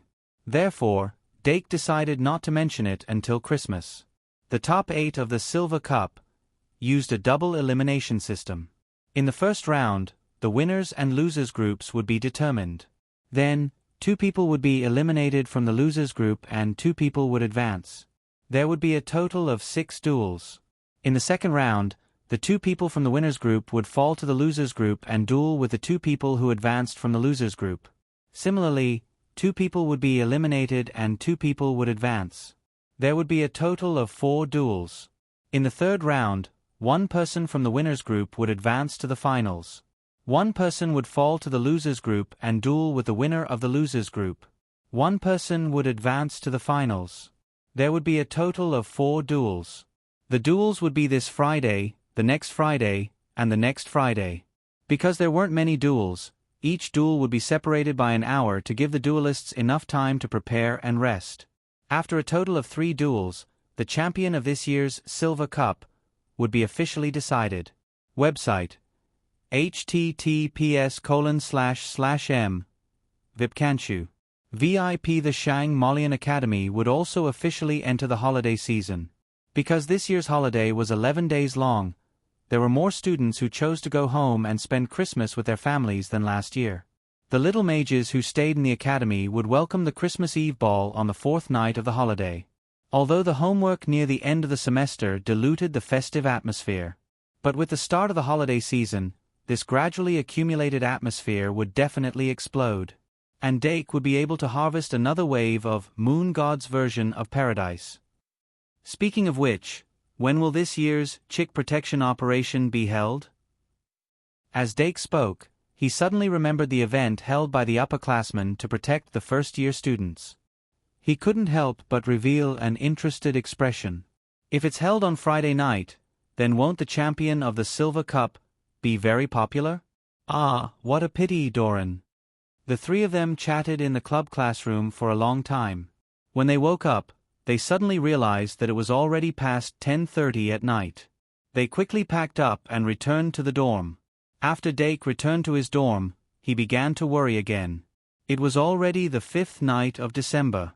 In the previous 4 nights, he had drawn pride twice, gluttony once, and bliss once. Greed, gluttony, and bliss, which had the highest points, were all at 91 points. If he forcefully drew them, he would only be able to draw 1 point, which would be a huge waste. Which one should I choose? Forget it, I'll max out gluttony first. Aurora. What should we do? The best way to improve gluttony was undoubtedly to rely on Aurora's supper, but he had just cut off this path himself. If I had known, I would have asked Anna for some candies when we were in the club classroom. Now, I can only get some from the little devil's storage cabinet. Dake shook his head and looked at the little fiend's storage cabinet. Of course, he wouldn't take it for free. He would make up for it over the weekend. Of course, the little devil didn't have any objections. It couldn't wait to give Dake all the snacks that it didn't like and exchange them for something better. In short, relying on the little devil's snacks, Dake finally managed to increase gluttony by 1 point. While purposely increasing gluttony, it was surprisingly hard to achieve his goal. After that, Dake took out the magical brain dropper and used Underworld Spirit Spell and Soulless Curse to extract the gluttony that had overflowed from his brain. This time, it was still 1 drop and 2 points. Gluttony's aura was very unique, but he couldn't tell which planet it corresponded to yet. Although Dake really wanted to create Gluttony 2 that night, he considered that it was too late, so he went to sleep first. In the blink of an eye, it was Friday morning. Dake immediately started to create Gluttony 2 after breakfast. Pride, bliss, greed, fury, gluttony. This was already the 5th great sin card that he had tried to create. Other than that, the only ones left were sloth and jealousy, both of which had very low points. However, there was still a difference between sloth and jealousy. Sloth's points might be low, but it wasn't hard to increase it. Jealousy, on the other hand, was really hard to increase. He basically couldn't think of a way to increase jealousy. Of course, this was actually a good thing. Dake spent 5 minutes to calm his mind before he officially started to create Gluttony 2. Soon, a brand new Gluttony 2 was formed in his hand. Relying on the magic patterns transformed from the temple murals, this Gluttony 2, was almost complete. Dake washed it and carefully examined it. Gluttony 2's surface was unexpectedly light green, like a new sprout that had just sprouted from the ground in spring, fresh and delicious. The fine magic patterns carved on the edge were also affected by gluttony, and turned into a similar color. Dake injected magic into it and carefully felt it. After gluttony was made into a card, the feeling it gave off was even clearer. Just looking at the surface of the card would make one's appetite surge. Dake also suspected that this gluttony 2 could increase one's digestion. Of course, it could also increase one's weight. In short, after he recorded his feelings, he started to look for his first test subject. Little Devil Beast, here. Little Devil Beast quickly flew over, and after 3.5 rounds in the air, it landed beautifully. Dake waved Gluttony 2 in his hand and started to cast the usual summoning spell. Little Devil Beast had expected this, so it wasn't worried at all. In fact, it was a little happy. Last time when Dake created the first Fury Great Sin card, he accidentally found Ibu as his first test subject, and it didn't feel good when it found out. However, from the looks of it now, Little Ibu still couldn't be compared to Lord Little Devil Beast. Little Devil Beast raised its head proudly and received the light of Gluttony 2. In the name of Dake Dim-eng, I summon Gluttony 2. As the summoning spell was successfully cast, the surface of Gluttony 2 shone with a light green light, faintly landing on Little Devil Beast's face and body. It was like raindrops being absorbed by the soil, slowly seeping into its skin. Then, the faint light gathered on its forehead, and the skull emblem on its forehead was replaced by Gluttony 2's emblem. It wasn't a light green emblem, but a golden one. However, regardless of whether it was light green or golden, it was difficult to connect it with gluttony. Dake thought for a while and used photocopy to make a copy of Gluttony's Great Sin emblem. He was going to copy it into his notebook later. In the middle of Gluttony's emblem was an inverted concave, and above the emblem was an astronomical symbol that symbolized Venus, female sign. Although female sign was more commonly used to refer to females, it did symbolize Venus in astronomy. In this world, Venus was a synonym for steel. Dake continued to check. Like the other Great Sins emblems, Gluttony's emblem had an English circle around it. Level 666 system. Beelzebub code. Gluttony below the emblem, in the inner circle of the emblem, were the words, Caution. Purgatory level 6. After translation, it read, Outer circle. Level 666 system. Beelzebub password. Gluttony inner circle. Warning. Purgatory level 6. Gluttony's demon god. Fly King Beelzebub, the demon that causes diseases. Gluttony is ranked 6th in Purgatory. The planet that symbolizes gluttony is indeed Venus. Then, envy is Mercury and sloth is Mars? Sloth is Mars and fury is Jupiter? Dake couldn't help but fall into deep thought. Now that the stars of the 7 great sins had all been revealed, the main attributes of each star could be roughly distinguished. So, if I want to create a steel elemental fairy, I need gluttony? If I add gluttony to the creation of a weapon card or an armed card, will there be an improvement? He could deduce many questions from one question. Dake had always been able to draw inferences about other things from one case. He picked up a pen and wrote down his thoughts so that he wouldn't forget them later. 10 minutes later, he stopped thinking and turned to look at Little Devil Beast. Little Devil Beast didn't do anything disturbing this time, but when it woke up, it would probably regret it, right? After 15 minutes, Little Devil Beast woke up. As expected, it sat on the ground full of snacks and started to cry. In front of it was an empty storage cabinet. Of course, there were only cries and no tears. When Gluttony 2's cooldown was over, Dake summoned Fantasy Beast, Ibu.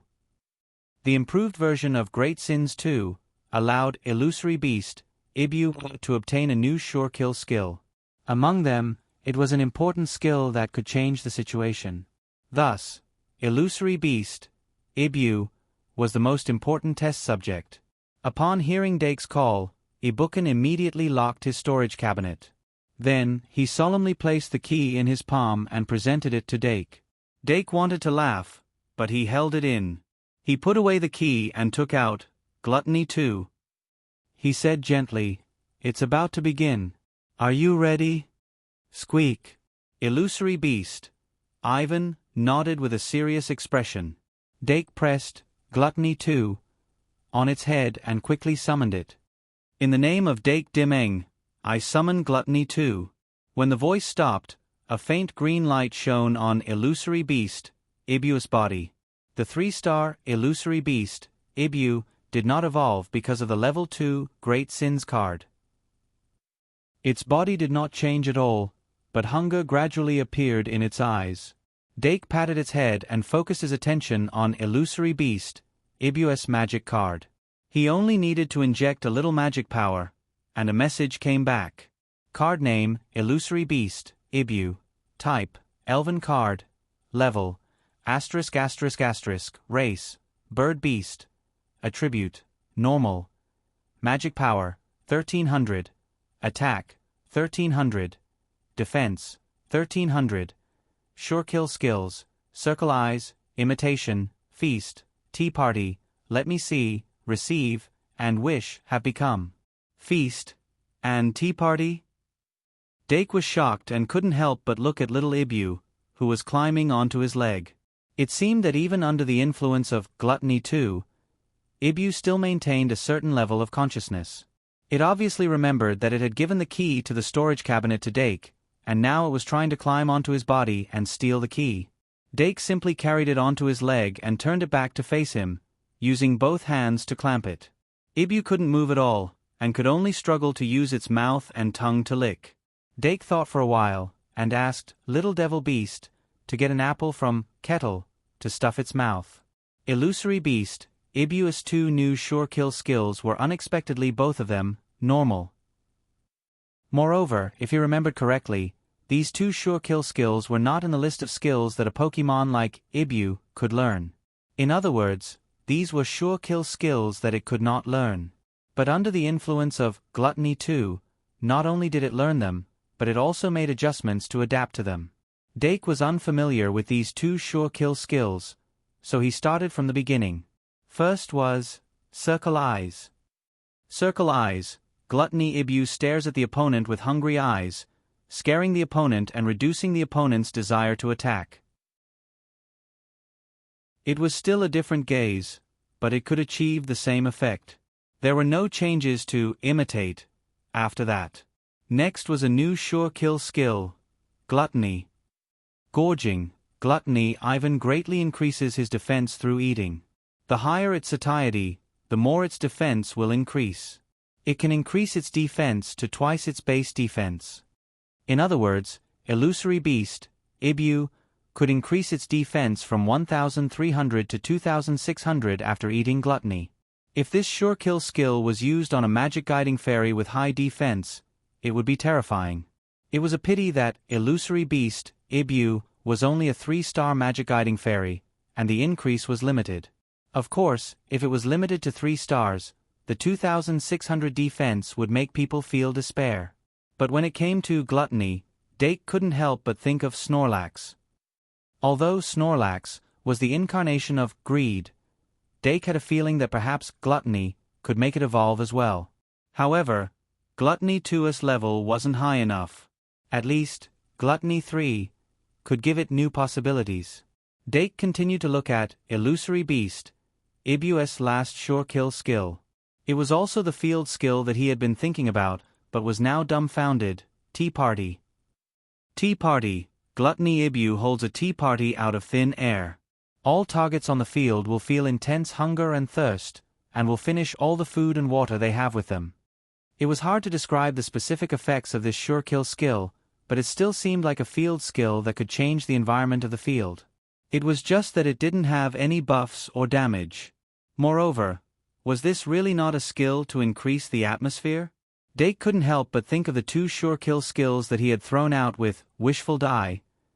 Could it really be an atmosphere skill? He raised his head and looked around, finally suppressing the urge to try this sure-kill skill in the dormitory. After all, according to the description of the feedback from the magic card, once this sure-kill skill was used, the magic elves in the dormitory would probably turn into gluttons and devour all the snacks and drinks in one go. That scene was like the end of the world.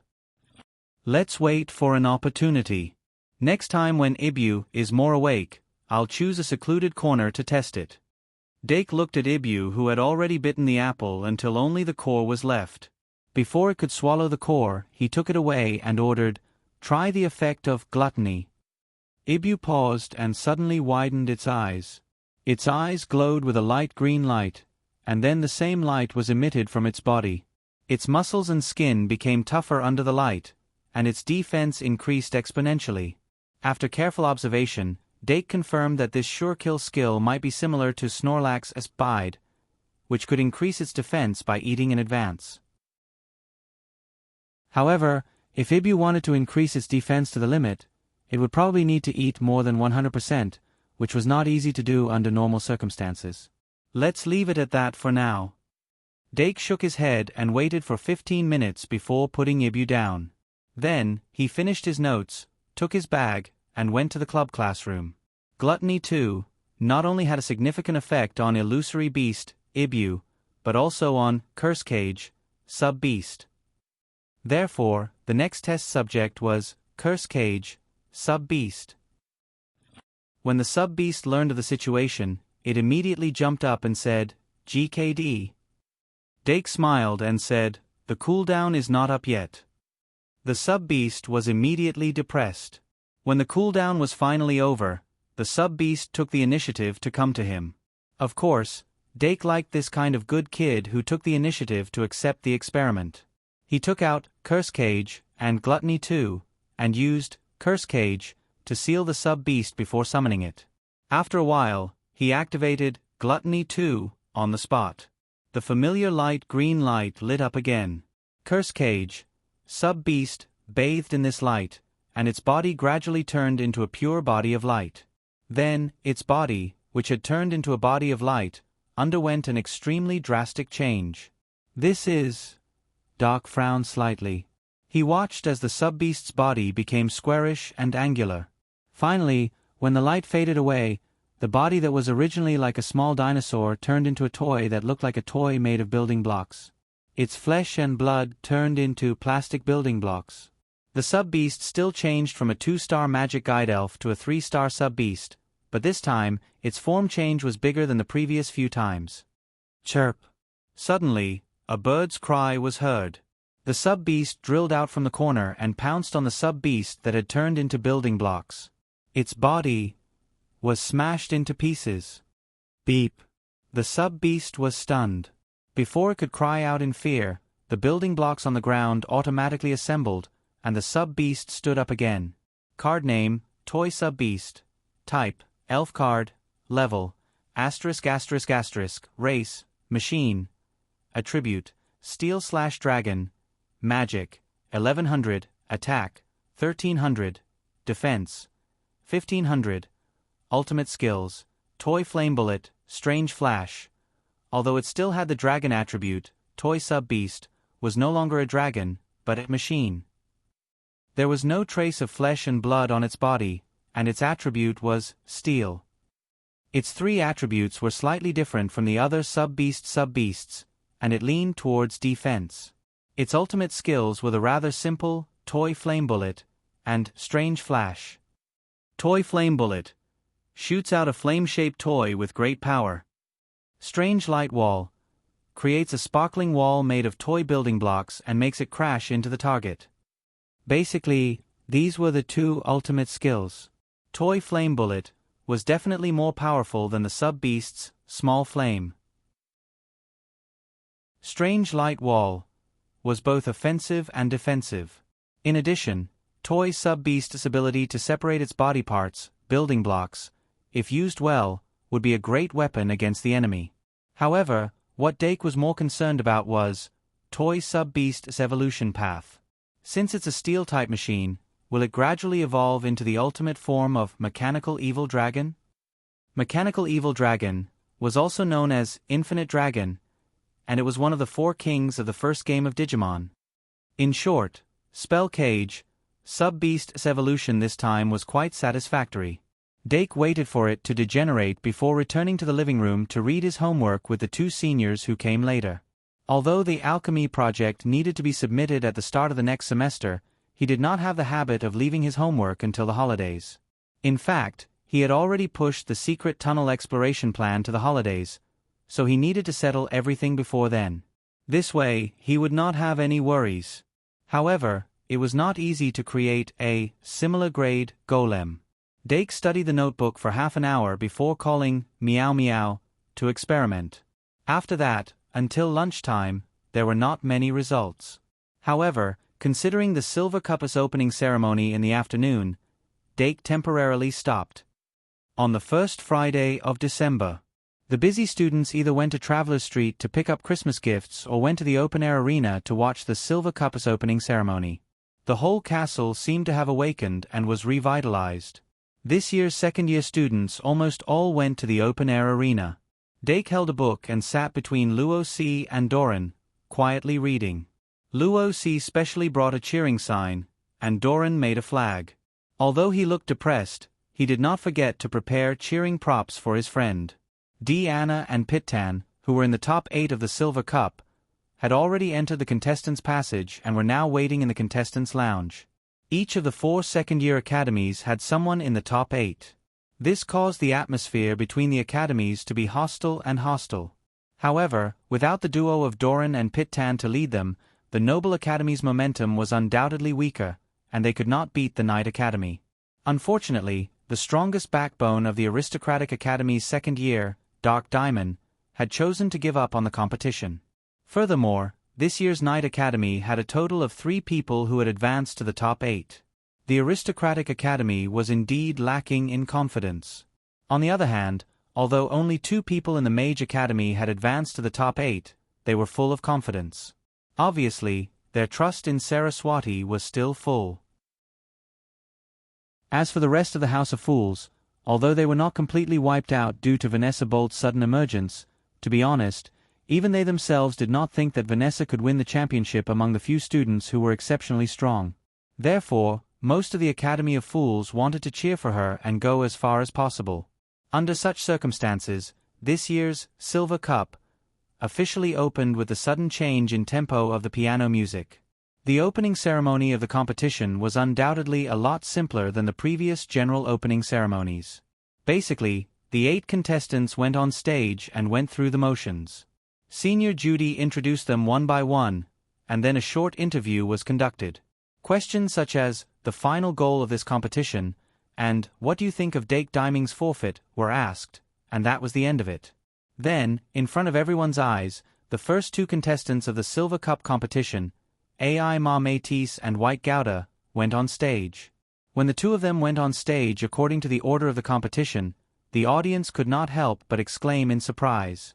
No one would have thought that the opening of the Silver Cup competition would be a civil war between the Knight Academy. Ai Ma Métis and White Gouda had made great progress in their studies this semester.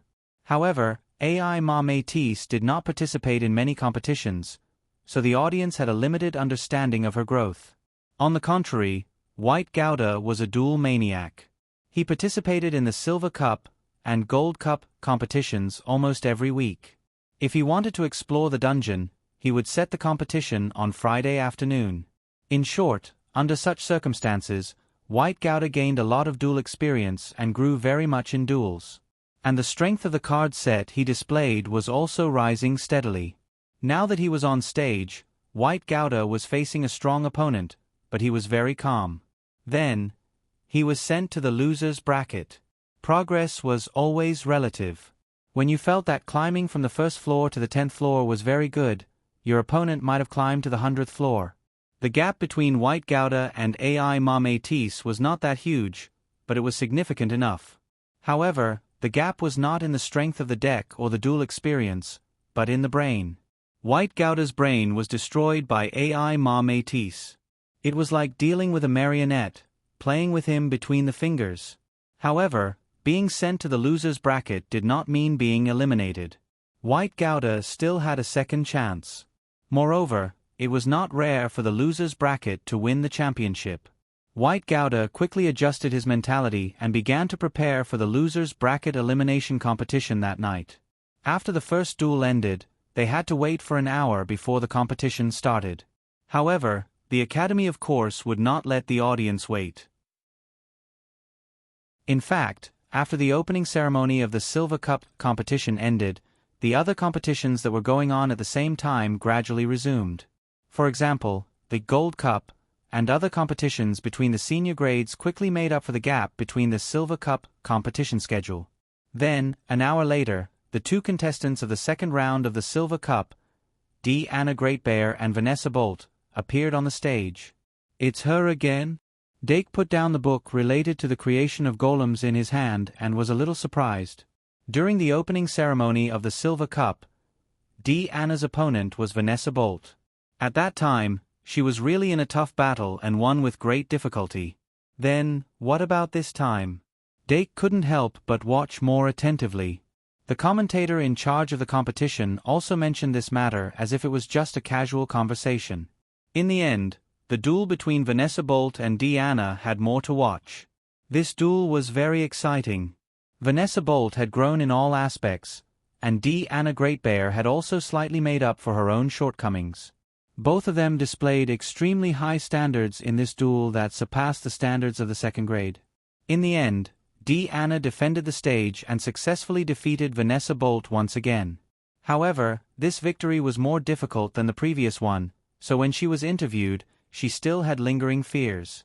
After winning, Anna returned to the ring and sat down next to Luo Si. Then, she continued to watch the competition with Dake and the others.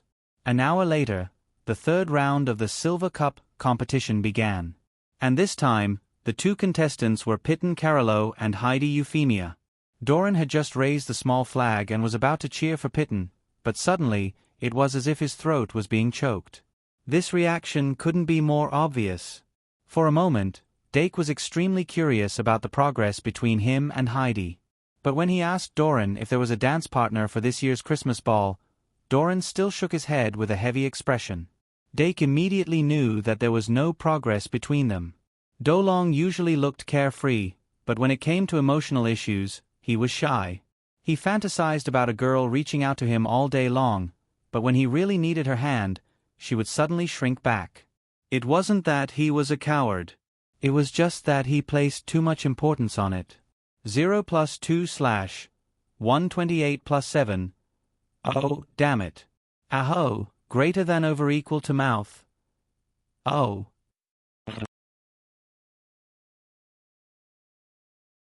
Chapter 694. The competition for the Silver Cup was in full swing. Pitten Kellogg's defense system had its highlights. It was no fluke that he was able to enter the top 8. But his weakness was also very obvious. He had plenty of defense, but not enough offense. On the other hand, Heidi Euphemia's magic elf was still as agile, flexible, and capable of flight as it had always been. Furthermore, she had clearly been influenced by Saraswati and had grasped quite a number of strange battle techniques. Although Pitten's defense was indestructible, it was unable to cause effective damage to Heidi's magic fairy and magic ball. On the other hand, Heidi always found an opportunity to cause damage. Even if the damage each time was extremely limited, as long as it was accumulated, it would eventually grind an iron rod into a needle. After a long fierce battle, Heidi finally broke through Pitten's steel fortress and advanced to the winner's bracket with difficulty. And Pitten Kellogg, like White Gouda, fell into the loser's bracket. Remember the URL. Vipkanchu. 6-inch. The loser's bracket looks very grim. Dake said with a hint of playfulness. Vanessa Bolt aside, although White Gouda fell into the loser's bracket, his deck was definitely the strongest in the top 8. Classic. The strongest spear against the strongest shield. Would it be the shield that broke and the spear that broke and the person died? Doran frowned. Although I'm definitely on Pitten's side, it's almost impossible for him to defeat White. His only chance is to draw Vanessa, or Justin Wayne. Justin Wayne. Dake couldn't help but laugh. He hasn't even gone up yet, and you're already giving him the death sentence? Doran shook his head and smiled bitterly. I really can't think of any possibility of him defeating Saraswati. Without you in this year's Silver Cup, Saraswati has become the strongest contender for the championship. In fact, that was the case. The following fourth duel didn't have any surprises. Although Justin Wayne had improved compared to before, he was still no match for Saraswati. It didn't take long for him to be defeated. After that, the names of the winners and losers groups became clear. Winners group, AI Mametis, D. Anna Gratbeer, Heidi Euphemia, Saraswati. Losers, White Gouda, Vanessa Bolt, Pitt Kellogg, Justin Wayne. As for the loser group schedule, it would be revealed in the evening. Of course, Dake and the others were the first to hear the news after Pitten finished drawing the lots. Pison's usual playful expression was replaced by a serious one. His opponent was White Gouda. It bodes ill rather than well. During dinner, Pittan took a big bite out of his steak and chewed non-stop. In the end, he failed to avoid the White Gouda. Among the top 8, White's magic card was the only one that stood out in terms of strength. It was to the extent that its defense could be broken by brute force. If he lost again that night, his journey to the Silver Cup would be completely over. Although 8th to 7th place didn't have a round trip because of the competition rules, it was still a day trip. Why can't the losers group's knockout competition be next week? Pittan was worried again. Dolong comforted him. 8th to 7th place is also okay. There are also credit rewards. It's better than 9th place, isn't it? Pittan glanced at him and suddenly laughed out loud. He then began to eat. Lunchtime could be considered pleasant. Pittan wasn't someone who was particularly focused on winning or losing. Even if he really did lose, he would have no regrets as long as he tried his best. After lunch, the 5 of them strolled around the castle to digest their food. With the arrival of winter, the weather was getting colder, and there was a hint of coldness in the castle. But the laughter of the students always dispelled this coldness. Walking around the castle, they could see the students taking out the flower cards from time to time. From examining it as a secret object to now taking it out to tease each other, there were subtle changes in all kinds of meanings. The night was hazy, and the glow of the sunset floated in. When the students once again entered the dueling arena, the sky was already completely dark. And the Silver Cup's losers group's knockout competition had just begun. Pittan Kellogg was the first contestant to go up in the evening, and he was about to duel under the spotlight with White Gouda. One of them was from the Noble Academy, the other from the Knight Academy. The atmosphere was tense as soon as they stepped onto the stage. But White Gouda's momentum was like a rainbow, while Pittan Kellogg was much more conservative. They were both in the losers group, but their situations were clearly different.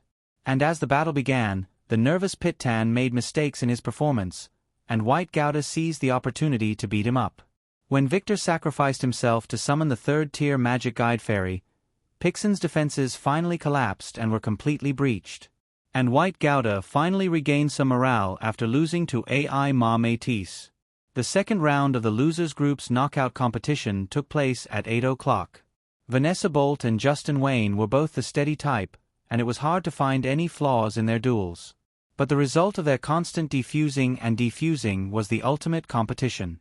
Justin Wayne had the advantage in the early stages, but in the later stages, Vanessa Bolt relied on meticulous planning to gradually recover from her disadvantage and win in the end.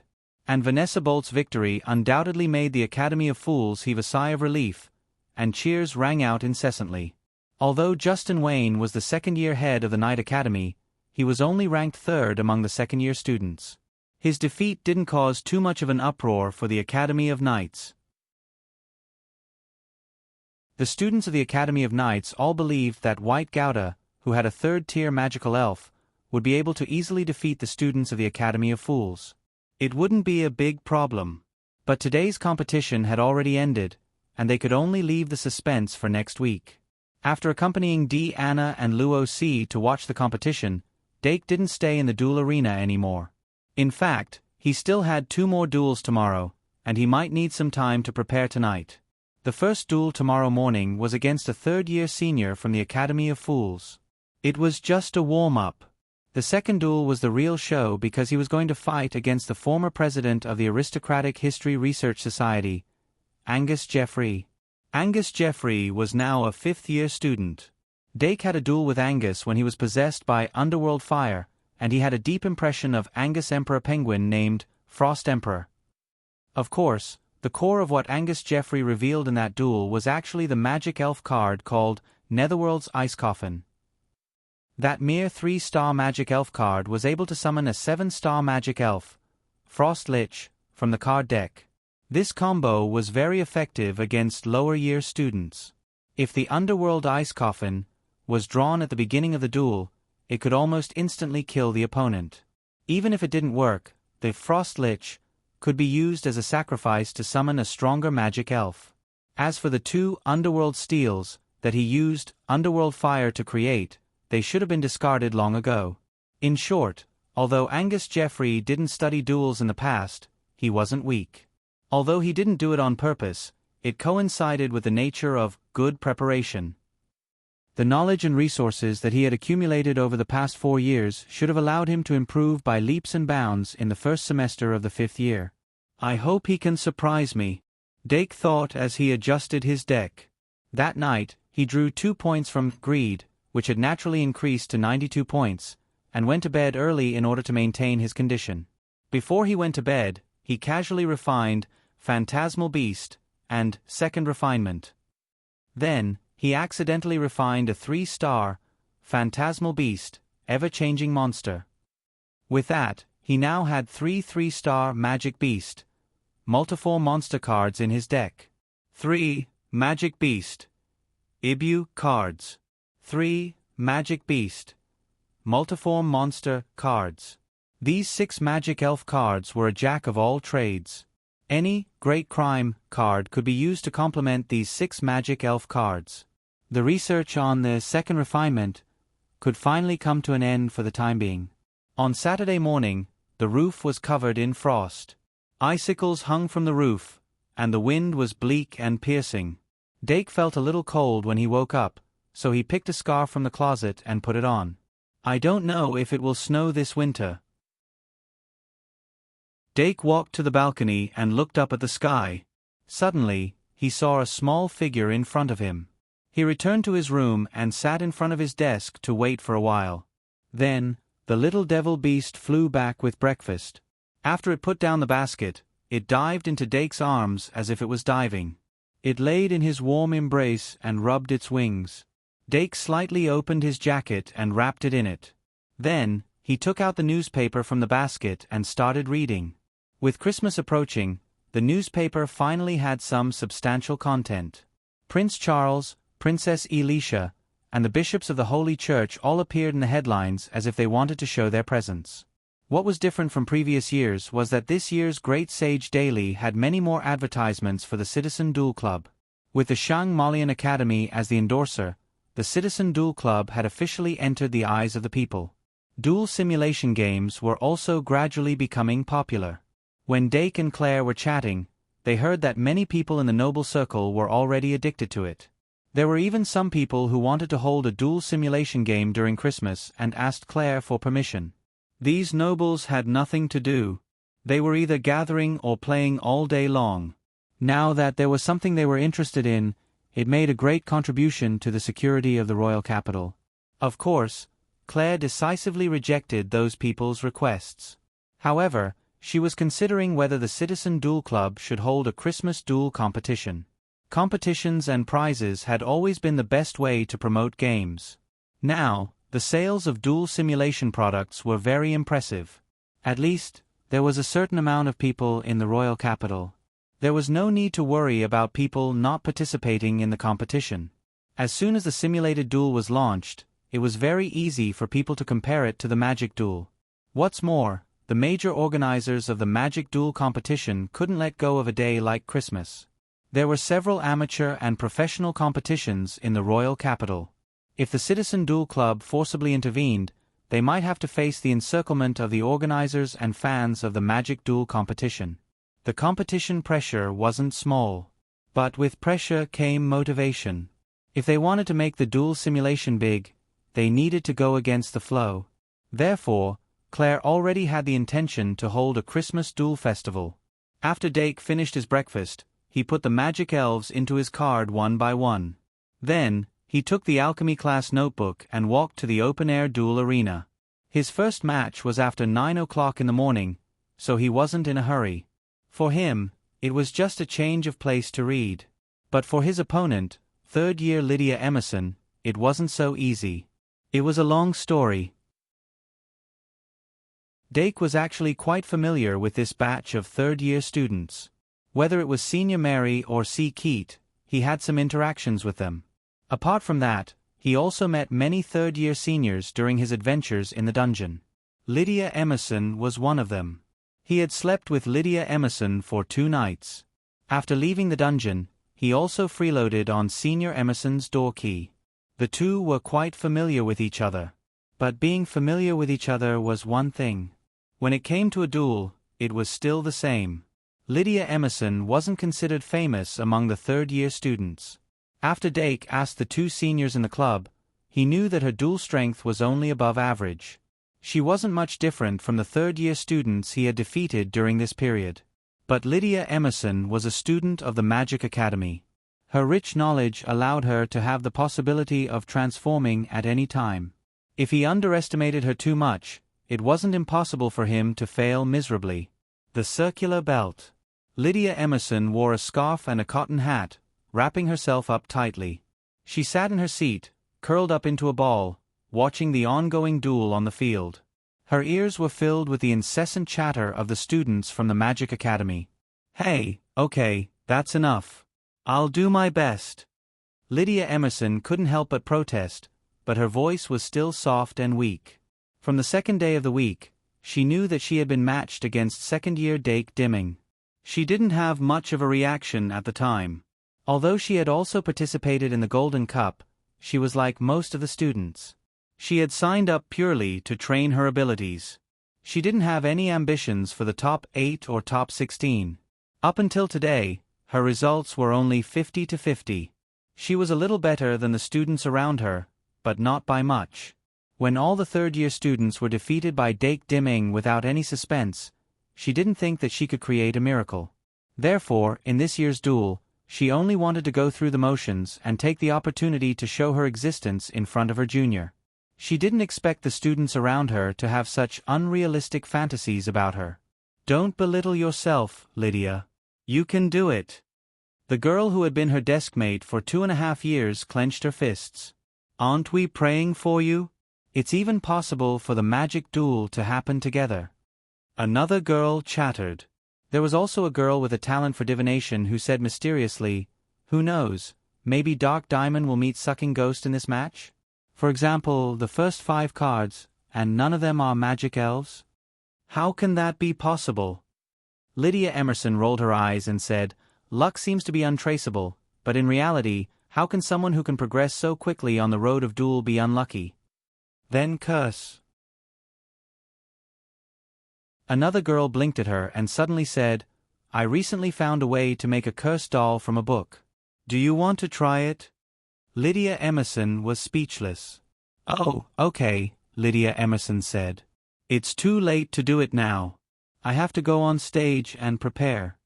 As she spoke, she put down her legs and followed his body. Then, she quickly fled into the background of the chattering. For someone who can casually loot treasure chests in the dungeon, luck? Damn it, I really want to make a scarecrow to curse him. Lydia Emerson pursed her lips and turned to enter the contestants' passage. Beep! A notification came from the school card.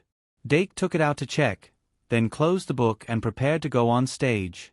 The two of them entered different passages and chose to go in different directions.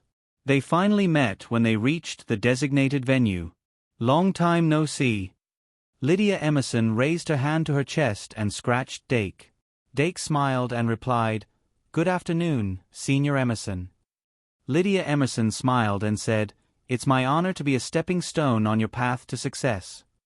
Doc was stunned for a moment. "Senior," Lydia Emerson blinked and said, "Okay, I'm kidding. Next, please give me your advice." Dake said, "I should be the one asking Senior for advice." Lydia Emerson sighed again. Let's leave it at that. I hope I don't lose too badly. Dake said, Senior, it's not a good thing to be afraid before the battle. Besides, I won't underestimate you just because you're pretending to be weak. Lydia Emerson wanted to say that she was really weak, but she held it in and just waved her hand. It's time to go on stage. Okay. Dake nodded and walked to the Blue Side's platform with his back to Lydia. Lydia Emerson, on the other hand, stepped onto the Red Team's platform. There was no loudspeaker outside the venue, so it was fine to speak casually. But when the card table was activated, every word would be heard by the public, so they had to be careful with their words. There had been a lot of students who had died because of their loose tongues. Lydia Emerson put the prepared cards into the card slot and activated the card table. On the other side, Dake did the same. As the preparation stage projection appeared above the venue, the spectators who were watching them stopped talking. And in the ring, Angus Jeffrey and Stuart Fone had also entered the dueling hall. Angus Jeffrey and Dake Diming's duel was scheduled for 11 o'clock in the morning. But since Dake Diming had a duel at 9 o'clock, he couldn't miss it.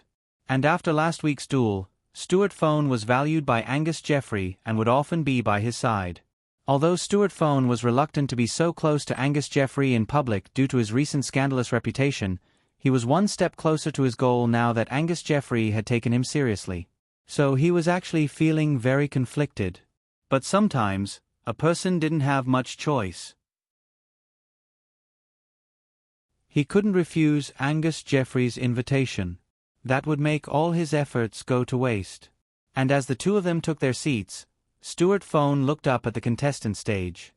He glanced at it and muttered, "A duel without any suspense." One was a third-year student from the School of Magic whose name he didn't know, and the other was a super newcomer who had recently defeated him. The crushing difference in strength would make the duel less exciting. He didn't want to waste time here. But Angus Jeffrey said, "Don't be too impatient. Patience is something I lack the most, but now I know how precious it is."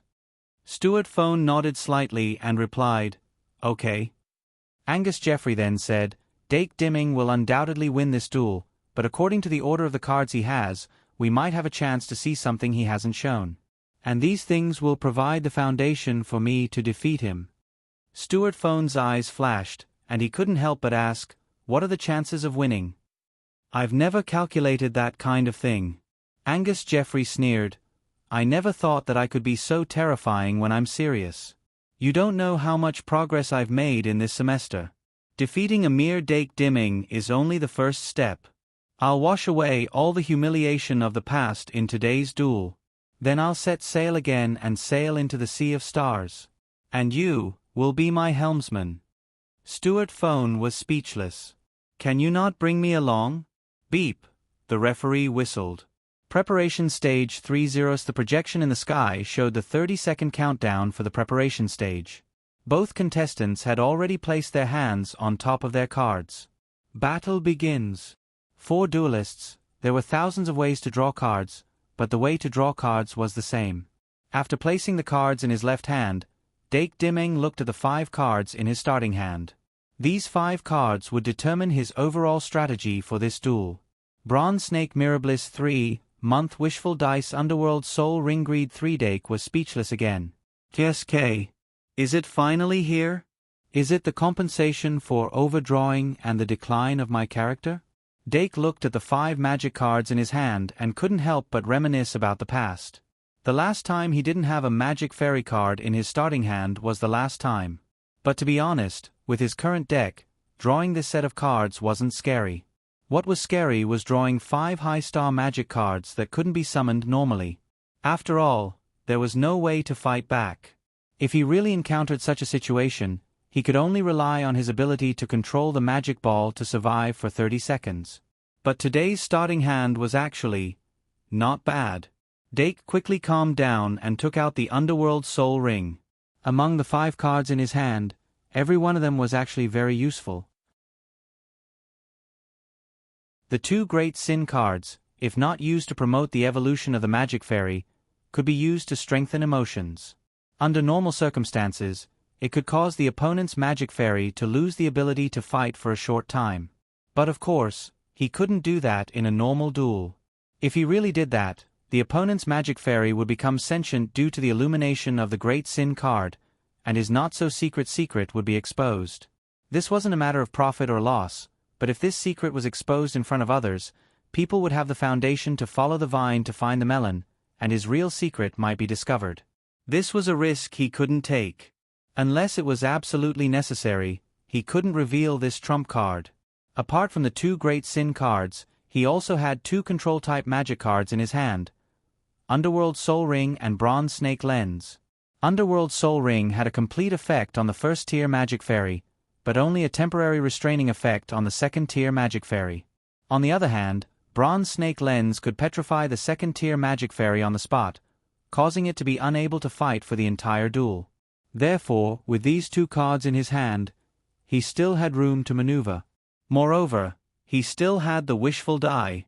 Why don't I just start with the wishful die? Dake's heart suddenly skipped a beat, and he suddenly realized that this was a rare opportunity. In a situation where he hadn't drawn any magic fairy cards, he couldn't summon the Underworld Soul Ring and Bronze Snake Lens without a target, so wouldn't he have to start with the wishful die? Why don't I take a gamble? It can't be another banquet skill, right? Dake's eyes darted around, and a heartfelt smile appeared on his face. He felt that he had once again understood the joy of dueling. In the name of Dake Dimeng, Magic Fairy. The chanting stopped abruptly, and Dake suddenly realized that items like the wishful die were similar to the weapon card. They had to be held by the Magic Fairy in order to be activated in the duel. The rules of the Magic Fairy duel were very detailed in this aspect. It was similar to the Bronze Snake Lens. It had to be equipped in the hands of the Magic Fairy in order to be activated. In other words, the only thing he could use right now was the Underworld Soul Ring. This is a little tricky. Dake's brows furrowed slightly. In the name of Lydia Emerson, Magic Fairy summon Water Elemental Lizard. However, the moment the battle phase began, Lydia Emerson didn't slack off in the slightest. She immediately raised her hand to summon her first Magic Fairy. It was a pure water elemental with the outline of a lizard. It was about 2 meters long from head to tail, and there was only an icy blue core swimming in its body.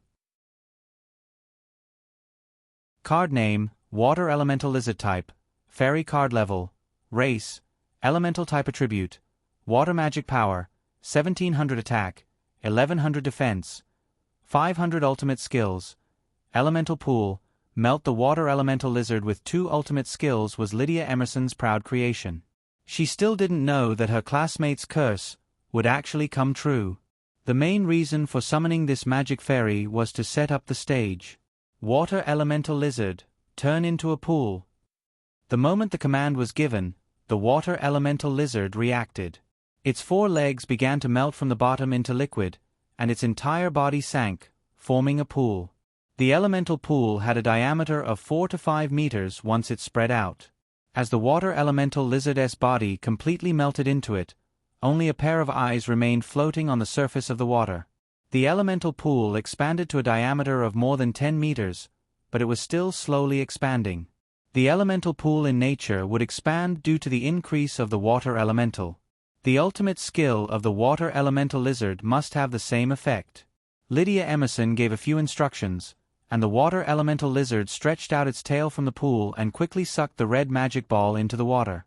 Although the elemental pool didn't look deep, and the water was extremely clear, and the magic ball couldn't hide at all, at least the resistance of the water could resist some damage. Probably? Huh. Dake held the only usable Underworld Soul Ring in his hand, and his brows furrowed slightly before quickly relaxing. 30 seconds wasn't a long time. If he wanted to use the trash talk tactic at this time, it would be over in a flash. But Dake didn't do that. He looked at Lydia Emerson's Water Elemental Lizard, and even smiled. If all of Lydia Emerson's magic spirits were of this type of water elemental, then it would be amazing. Then, as long as he pulled the magic ball into the air, wouldn't he be invincible? Of course, this situation wasn't realistic. Sure enough, although she was puzzled as to why Dake didn't do anything, Lydia Emerson still began to summon her second magic spirit. In the name of Lydia Emerson, I summon the water elemental eagle. The water elemental with the outline of an eagle appeared with a long cry. The dense water elemental energy in the field caused the elemental pool on the ground to rapidly expand to a diameter of nearly 20 meters.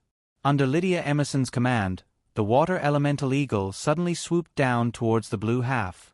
10 seconds. Although danger was approaching, Dake was still calm.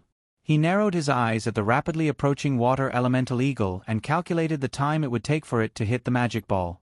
Then, he fiercely released his magic, and just as it was about to hit, he controlled the magic ball to fly into the sky. At that moment, the water elemental eagle fell to the ground due to inertia. Half of its body turned into liquid, and then it quickly reformed and rushed towards the blue magic ball. It was only at this moment that Lydia Emerson realized that Doc might not have any usable cards in his hand. Chance. This thought suddenly flashed through her mind. But unfortunately, there wasn't much time left. The first round was already more than half over.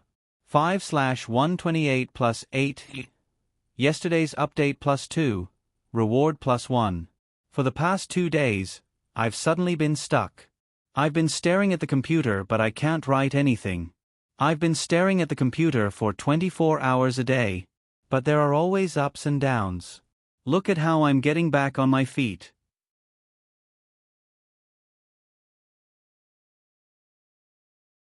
Chapter 695. How would one control a magic conducting ball to avoid the pursuit of a magic conducting fairy? Professor Pawa Cheong-si had specialized in this area. There was an upper limit to the movement speed of a magic conducting ball, and this upper limit wasn't considered high compared to a flying-type magic conducting fairy. Therefore, it was very difficult to shake off the pursuit of a magic conducting fairy in a straight line. If a duelist wanted to rely purely on magic power to control the magic conducting ball to avoid the pursuit of a magic conducting fairy, or at least to delay it for a short while, the magic conducting ball's flight path had to be flexible and varied. However, it wasn't easy to make the magic conducting ball's flight path flexible and varied. This was because a duelist's control of the magic conducting ball was usually achieved by applying force in a single direction. If one wanted to make it turn or change its speed, they would need to apply more force. Through the application of more force, the magic conducting ball would be able to make it fly in an irregular curve. This required a duelist's magic power control to be very high. If a duelist could do it, they could use a right angle change to make the magic conducting fairy fly over their head or crash into an obstacle. Website: https://m. Vipkanchu. VIP. This was the advantage of the magic conducting ball. Objects would have inertia when flying at high speeds, but the duelist could use one or more force to make the magic conducting ball change direction in an instant.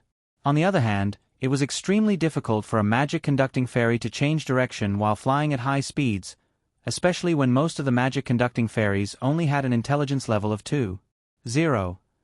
If a duelist could make good use of this advantage, it was possible to toy with the opponent's magic conducting fairy in the palm of their hands.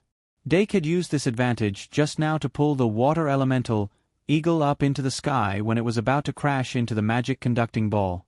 As expected, the water elemental eagle couldn't change direction in time and crashed into the ground.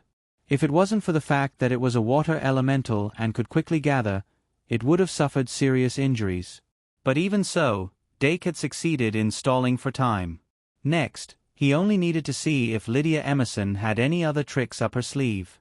If she didn't, he only needed to quickly summon the Underworld Soul Ring to suppress the water elemental eagle. But if Lydia Emerson chose to sacrifice these 2 magic fairies in an attempt to summon a 6-star magic fairy to secure victory, then the Netherworld Soul Ring would have to be held in her hand for a little longer. Of course, this was for the sake of maximizing benefits, not a necessary measure. After all, Dake wasn't sure if he would be able to draw the magic elf card he wanted in the second round. If there were 2 7-star magic elf cards that he couldn't summon, then he could only rely on brute force. In the name of Lydia Emerson, I summon Water Dragon Curse. However, Lydia Emerson didn't stop moving, nor did she sacrifice a high-star magic elf. The moment she realized that Dake Dimeng might really encounter the Ghost Whip, she immediately took out the Water Dragon Curse from her card and activated it on the spot. The Water Dragon spell was considered a spell card among magic cards, and it could only be fully activated in an environment with a high concentration of water elements. Lydia Emerson had used the standard water elemental deck, and every water elemental summoned would make the water element in the air thicker. The Water Dragon Curse would be enhanced in an environment with a high concentration of water elements. The power of the water dragon summoned wouldn't be inferior to the sure kill skill of a second-tier magic elf. Thus, with a dragon's roar, the water elemental lizard's elemental water pool surged with waves. Then, a large amount of water rolled up and condensed into a dragon in the blink of an eye, charging towards the blue cube ball in the air. Dake suddenly frowned, and the pressure on him multiplied. In the next moment, he activated the Underworld Soul Ring, without hesitation. In the name of Dake Dimeng, I summon the Underworld Soul Ring. A thick collar with 2 widths appeared in front of the blue cube's platform. Go! With a light shout, Dake Dimeng pointed his finger, and the Underworld Soul Ring suddenly disappeared. When it reappeared, it was already tied around the neck of the Water Elemental Eagle. At this moment, the Water Elemental Eagle was only a meter away from the blue cube ball. Dake's Underworld Soul Ring clamped down on it in time, and with a pull, it stopped its attack. After that, no matter how the Water Elemental Eagle struggled, Dake waved his hand again to control it. The Underworld Soul Ring dragged the Water Elemental Eagle in front of the blue cube ball, and it crashed into the huge water dragon formed by the Water Dragon Curse. Roar! The dragon's roar resounded in the air, and the Water Elemental Eagle completed its role as a meat shield, and was instantly crushed by the water dragon. The first wave of the water dragon's momentum was blocked, and the second wave's strength was directly weakened. Dake controlled the magic cube ball to dodge again, and he seemed to be doing it with ease. And amidst the splashing water, he finally succeeded in dragging the first round. Battle Stage 2. 30s. The moment the new round began, Dake quickly drew a card. I finally made it! His expression was calm, and when he drew the card, his fingers were still steady. But on the red side's platform, Lydia Emerson's brows were deeply furrowed. When Dark Diamond finally summoned the Netherworld Soul Ring, but didn't leave the bound Water Elemental Eagle as a sacrifice, she had already deeply realized that her classmate's curse had come true. However, she didn't grasp the opportunity and let the opportunity that was closest to victory slip through her fingers just like that. Don't worry, there might still be a chance. Lydia Emerson took a deep breath and reached out to draw a card. In the second round, she drew 2 more magic cube cards.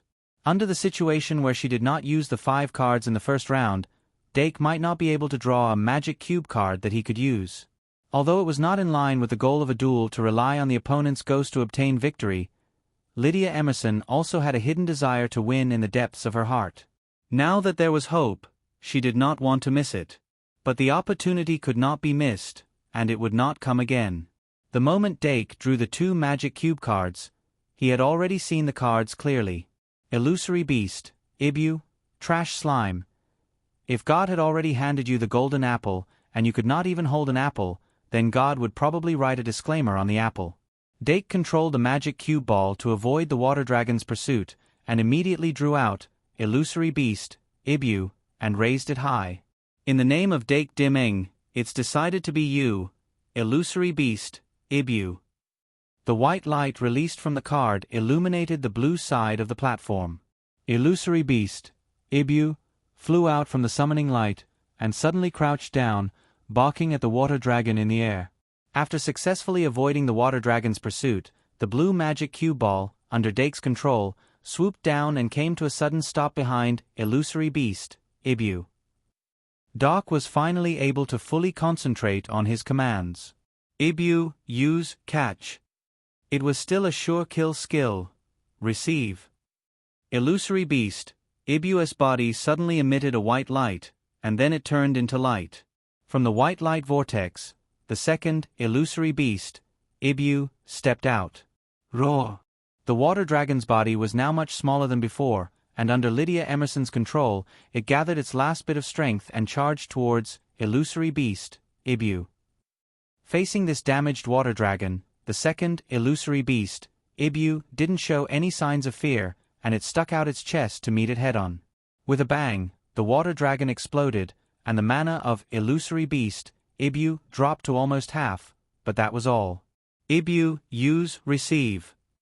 Without any fancy commands, Dake directly repeated the same routine, and pulled out the third illusory beast, Ibu, from the deck. In his hand, there were 2 more magic elf cards. Next, he would undoubtedly use the third illusory beast, Ibu, to summon the primordial dragon egg. This combo was almost unbreakable. When Lydia Emerson summoned illusory beast, Ibu, she already had a bad premonition, and she found that she had indeed been too anxious. If she had been a bit more stable after casting Water Dragon Curse, and had chosen to control the water dragon to guard the blue side summoning area, and wait for Dake to summon a new magic elf before killing it, instead of futilely chasing after the magic ball, then the result would have been different. But this was only the result of a post-mortem analysis. From Lydia Emerson's point of view, it wasn't hard to understand why she wanted to win so urgently. Unfortunately, things didn't go as she wished. Lydia Emerson's heart gradually sank, but she still quickly summoned, "In the name of Lydia Emerson, I summon Water Elemental, duplicate." Thus, in the red side summoning area, 2 water pillars suddenly appeared. The 2 water pillars spun and suddenly exploded, and 2 giant water balls with wings appeared in the air. As a water elemental magus, Lydia Emerson's deck was actually very comprehensive. This water elemental, duplicate, was extremely rare, and even among all the 3-star magic elves, it could be considered in existence at the top of the pyramid. Card name, Water Elemental, duplicate. Type, elf card. Level, ****. Race, elemental. Attribute, water. Magic, 1500. Attack, 0. Defense, 0. Ultimate skill, double duplication. Water elemental, duplicate, only had one ultimate skill, and that was duplicate. Although its attack and defense were 0, it had 2 individuals, and these 2 individuals were independent existences, and could duplicate any 3-star water elemental on the field. Although it had strict requirements for the star, race, and attribute of the target to be duplicated, in a deck that used water elemental as a deck, these requirements could be ignored. Its biggest flaw was that it couldn't duplicate active ultimate skills. In other words, it could only duplicate passive ultimate skills. This was the point that it couldn't compare to ever-changing monster. But in the end, Fantasy Beast, ever-changing monster, that could duplicate any data other than magic was a little too much of a cheat. Lydia Emerson's Water Elemental, duplicate, belonged to the normal category of magic elves. When Water Elemental, duplicate, appeared in the summoning area, the 2 gigantic water balls transformed into the only water elemental on the field, Water Elemental, Lizard. And then, the existence of these 3 water elemental, Lizard, caused the elemental pool to expand even further. In the blink of an eye, half of the red side had turned into the elemental pool. Lydia Emerson's expression was serious, and she immediately pulled out the only high-star magic elven card in her hand and began the sacrificial summoning. In the name of Lydia Emerson, I offer 2 water elemental, duplicate, as a sacrifice. Sacrificial summoning. Come out, water elemental, whirlpool man. The water elemental, duplicate, on the field turned into light on the spot, and after it merged with the white light from the magic card in the air, it outlined a huge and complicated sacrificial summoning circle. Then, from the sacrificial summoning circle, a huge water elemental whirlpool quickly formed. And the elemental pool, on the ground that had expanded, did not shrink because of this. Lydia Emerson held the water elemental whirlpool man magic card tightly, and her gaze was fixed on the opposite side. While she was performing the sacrificial summoning, Dake Dimeng had also repeatedly summoned the primordial dragon egg through receiving the baton, and it hatched a 6-star, green-eyed dragon whelp. Although the summoning methods were completely different, both sides had successfully summoned a 6-star Magic Elven in the second round. Next, it was the battle between the 6-star Magic Elves. Lydia Emerson had a certain degree of confidence in her Water Elemental, Whirlpool Man. Card name, Water Elemental, Whirlpool Man. Type, Elven card. Level, Race, Elemental. Attribute, Water. Magic power, 2500. Attack, 3000. Defense, 1000. Ultimate skill, Elemental Summoning Order, Water, Water Tornado, Whirlpool Water Blade. Her confidence came from the strength of the Water Elemental, Whirlpool Man, and the already laid-out environment. Roar! The green-eyed dragon whelp soared into the sky, and as a dragon species, its aura spread like a storm. And Lydia Emerson's Water Elemental, Whirlpool Man, also roared angrily, not to be outdone. The Water Elemental, Whirlpool Man's appearance was like a rotating funnel, and its head was a huge whirlpool formed by water, and there was only one vertical eye in the middle of the whirlpool. And on both sides of its body, there were 2 arms formed by water elements, but they were a little thick and short. Whirlpool Man, use your ultimate skill. Elemental Summoning Order, Water. Lydia Emerson quickly gave the order.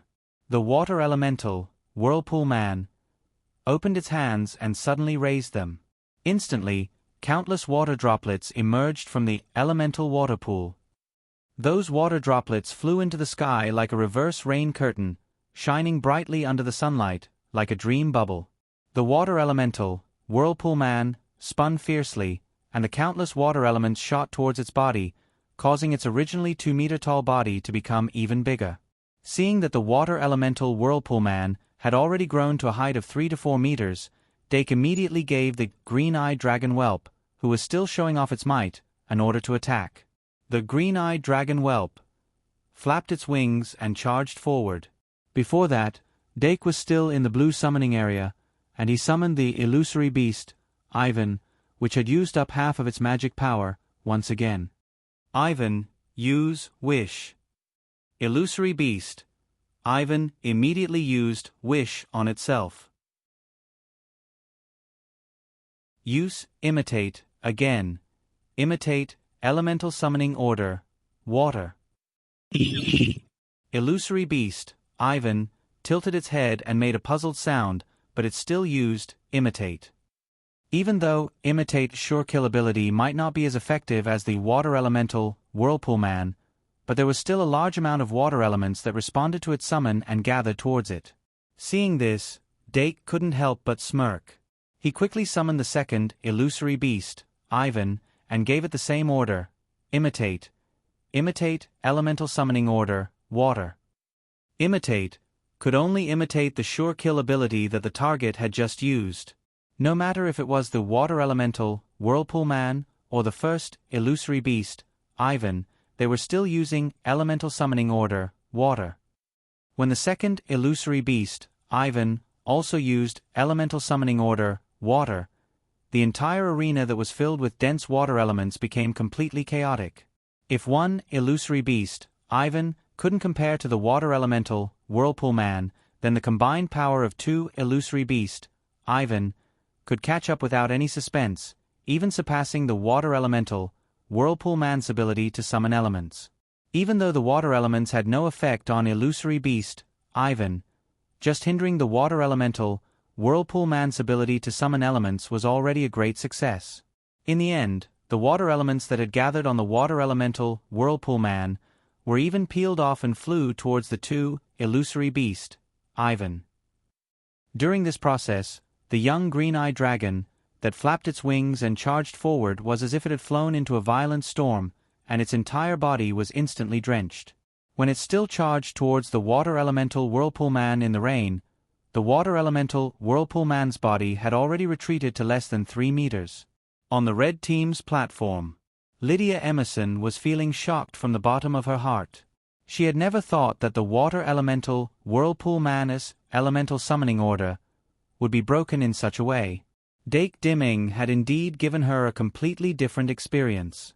But being shocked was just being shocked. The battle still had to continue. She fiercely gritted her teeth and angrily said, Enough, combo technique, tornado water blade. The water elemental whirlpool man, that was blinking its single eye frequently and its entire magic elf was somewhat sluggish, suddenly woke up and subconsciously used the combo technique of water tornado plus whirlpool water blade. Its body started to spin again, and the speed of its spin was even faster than before. Following that, countless water blades shot out from its body and actually cut the young green-eyed dragon's dragon scales apart.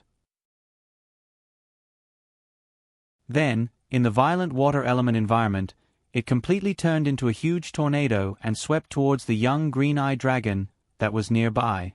The young green-eyed dragon knew that it wasn't good and wanted to dodge, but the water elemental, Whirlpool Man's high-speed rotation created an extremely strong suction force that actually made it unable to retreat. Hiss! The young green-eyed dragon was sucked into the tornado that was filled with water blades, and its entire body was covered with wounds in an instant. It then roared and tried to use its claws and tail to attack the water elemental, Whirlpool Man, but the countless water blades that shot out from the center made it difficult for it to succeed. Light Spirit Hall. Until Dake's voice sounded, the young green-eyed dragon suddenly raised its head and used Light Spirit Hall. As the light ball that rose into the sky exploded, the glowing wings floated down from the sky, and the entire red half of the zone was shrouded in a holy radiance. And with Light Spirit Hall, the young green-eyed dragon was no longer afraid of death. It broke its reverse scale in the tornado, and the blood-like radiance covered its entire body, making it furious. The second round had already ended. The players from both sides were observing the situation as they drew their cards. Lydia Emerson's expression was tense, and she quickly lowered her head to look at the two magic cards that she had just obtained. Immediately, she was overjoyed. Without hesitation, she took out one of the magic cards and summoned on the spot, "I'll activate the ultimate skill Water Elemental Eye from my hand, and summon the Water Elemental, Beholder, with the Water Elemental Eye." The next moment, a small water column rolled up in the red summoning zone covered by the elemental water pool, and a water elemental creature with a huge eye drilled out from it. Card name, Water Elemental, Beholder, Level, Race, Elemental, Attribute, Water, Magic Power, 2200, Attack, 2500, Defense, 600, Ultimate Skill, Water Elemental Eye, Elemental Water Cannon, Elemental Charge, Water Elemental Eye. When the concentration of water elements in the place is high enough, the Water Elemental Eye can be summoned without any sacrifice. The method of relying on Elemental Eye to specially recruit high-star magic elves had long been written into the textbooks. Lydia Emerson was very lucky to have refined one. However, after summoning Water Elemental, Beholder, she did not stop moving. A long battle would not benefit her at all. She had to seize the opportunity to win while there was still a chance. She took out a backup card from the remaining cards in her hand and immediately said, "Beholder, charge the Whirlpool Man." The Water Elemental, Beholder, suddenly widened its eyes. From the elemental water pool under its feet, water elements were continuously absorbed and transformed. Then, from the huge eye, a dark blue ray was shot directly into the body of the Water Elemental, Whirlpool Man. The Water Elemental, Whirlpool Man's water blade wall was broken by the young green-eyed dragon, and its spinning momentum suddenly slowed down. The arrival of this elemental charge was like sending charcoal in the snow, causing its spinning speed to instantly recover, and even releasing more violent water blades. The young green-eyed dragon's dragon scales were instantly shattered, and its magic power plummeted. Show! Immediately after, the Water Elemental, Beholder, shot out an elemental water cannon that penetrated the dragon's body that had shattered dragon scales. The young green-eyed dragon was completely destroyed without using dragon egg transformation. But in fact, in this environment, even if it successfully used dragon egg transformation, the dragon egg would be instantly shattered. In fact, there was no difference. Good. Lydia Emerson suddenly clenched her fists, and her eyes lit up with confidence. Dake Diming's young green-eyed dragon had never left the stage since it first appeared, but she did it. But in addition to the excitement in her heart, she suddenly felt that something was wrong. Yes, Dake Diming was too quiet. Noticing this, Lydia Emerson suddenly raised her head and saw that Dake Dimming on the blue team's platform didn't seem to be in any hurry. She wondered what it was thinking. After a moment, at the place where the young green-eyed dragon fell, a blazing light suddenly gathered, and the glowing transparent dragon's body stood up again under the horrified gazes of Lydia Emerson and the entire audience. The circular belt. Angus Jeffrey, who was staring intently at the stage, suddenly clenched his fists. Stuart Phone said in surprise, "What's going on?" "It's an arena skill." Angus Jeffrey's voice was extremely low. "When I was watching the battle earlier, I had been thinking about the arena skill released by this dragon. Other than occasionally dispersing the opponent's arena skill, what else could it be used for? Looking at it now, it's beyond my expectations." Fantasy Beast, Ibu, Primordial Dragon Egg, Young Green-Eyed Dragon, Light Morning Hall, Young Green-Eyed Dragon, Spiritual Body, Primordial Dragon Egg, an unsolvable summon, an unsolvable reincarnation. In the name of Dake Dimming, I summon Greed 3. Under the illumination of the dark blue light, one of the fantasy beast, Ibu, bathed in this light, and under the light of evolution, transformed into a petite magic fairy with a light blue body. Fantasy Beast, I see Ibu. Dake considered whether to use Greed 3 on Fantasy Beast, Ibu, or Trash Slime.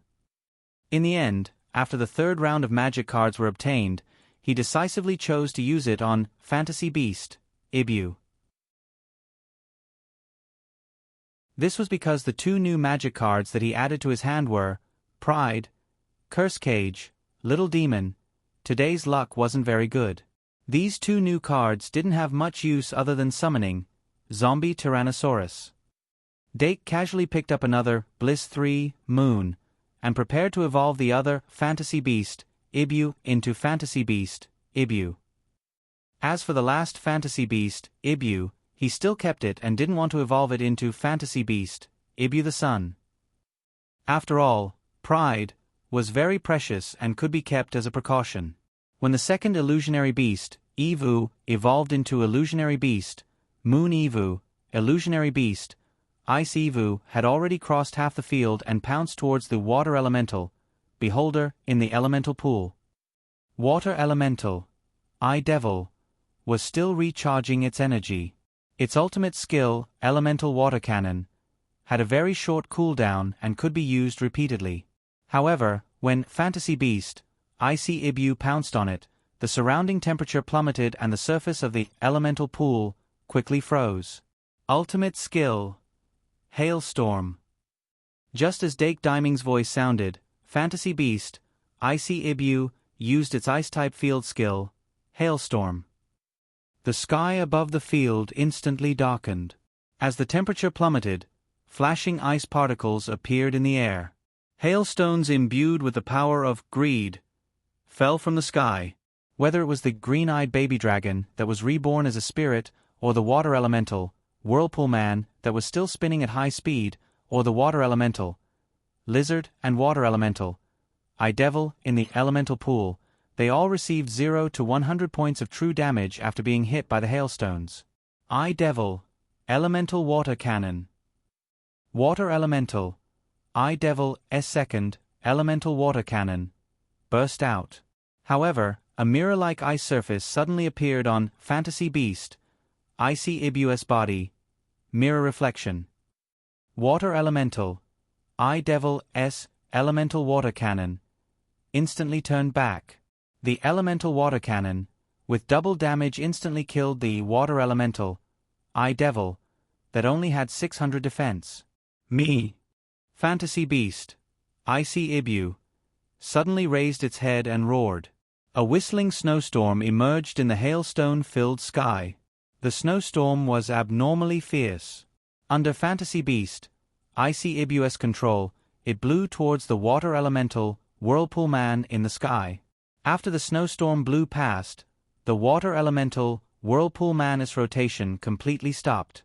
Including the green-eyed baby dragon, it was frozen into ice cubes by the snowstorm.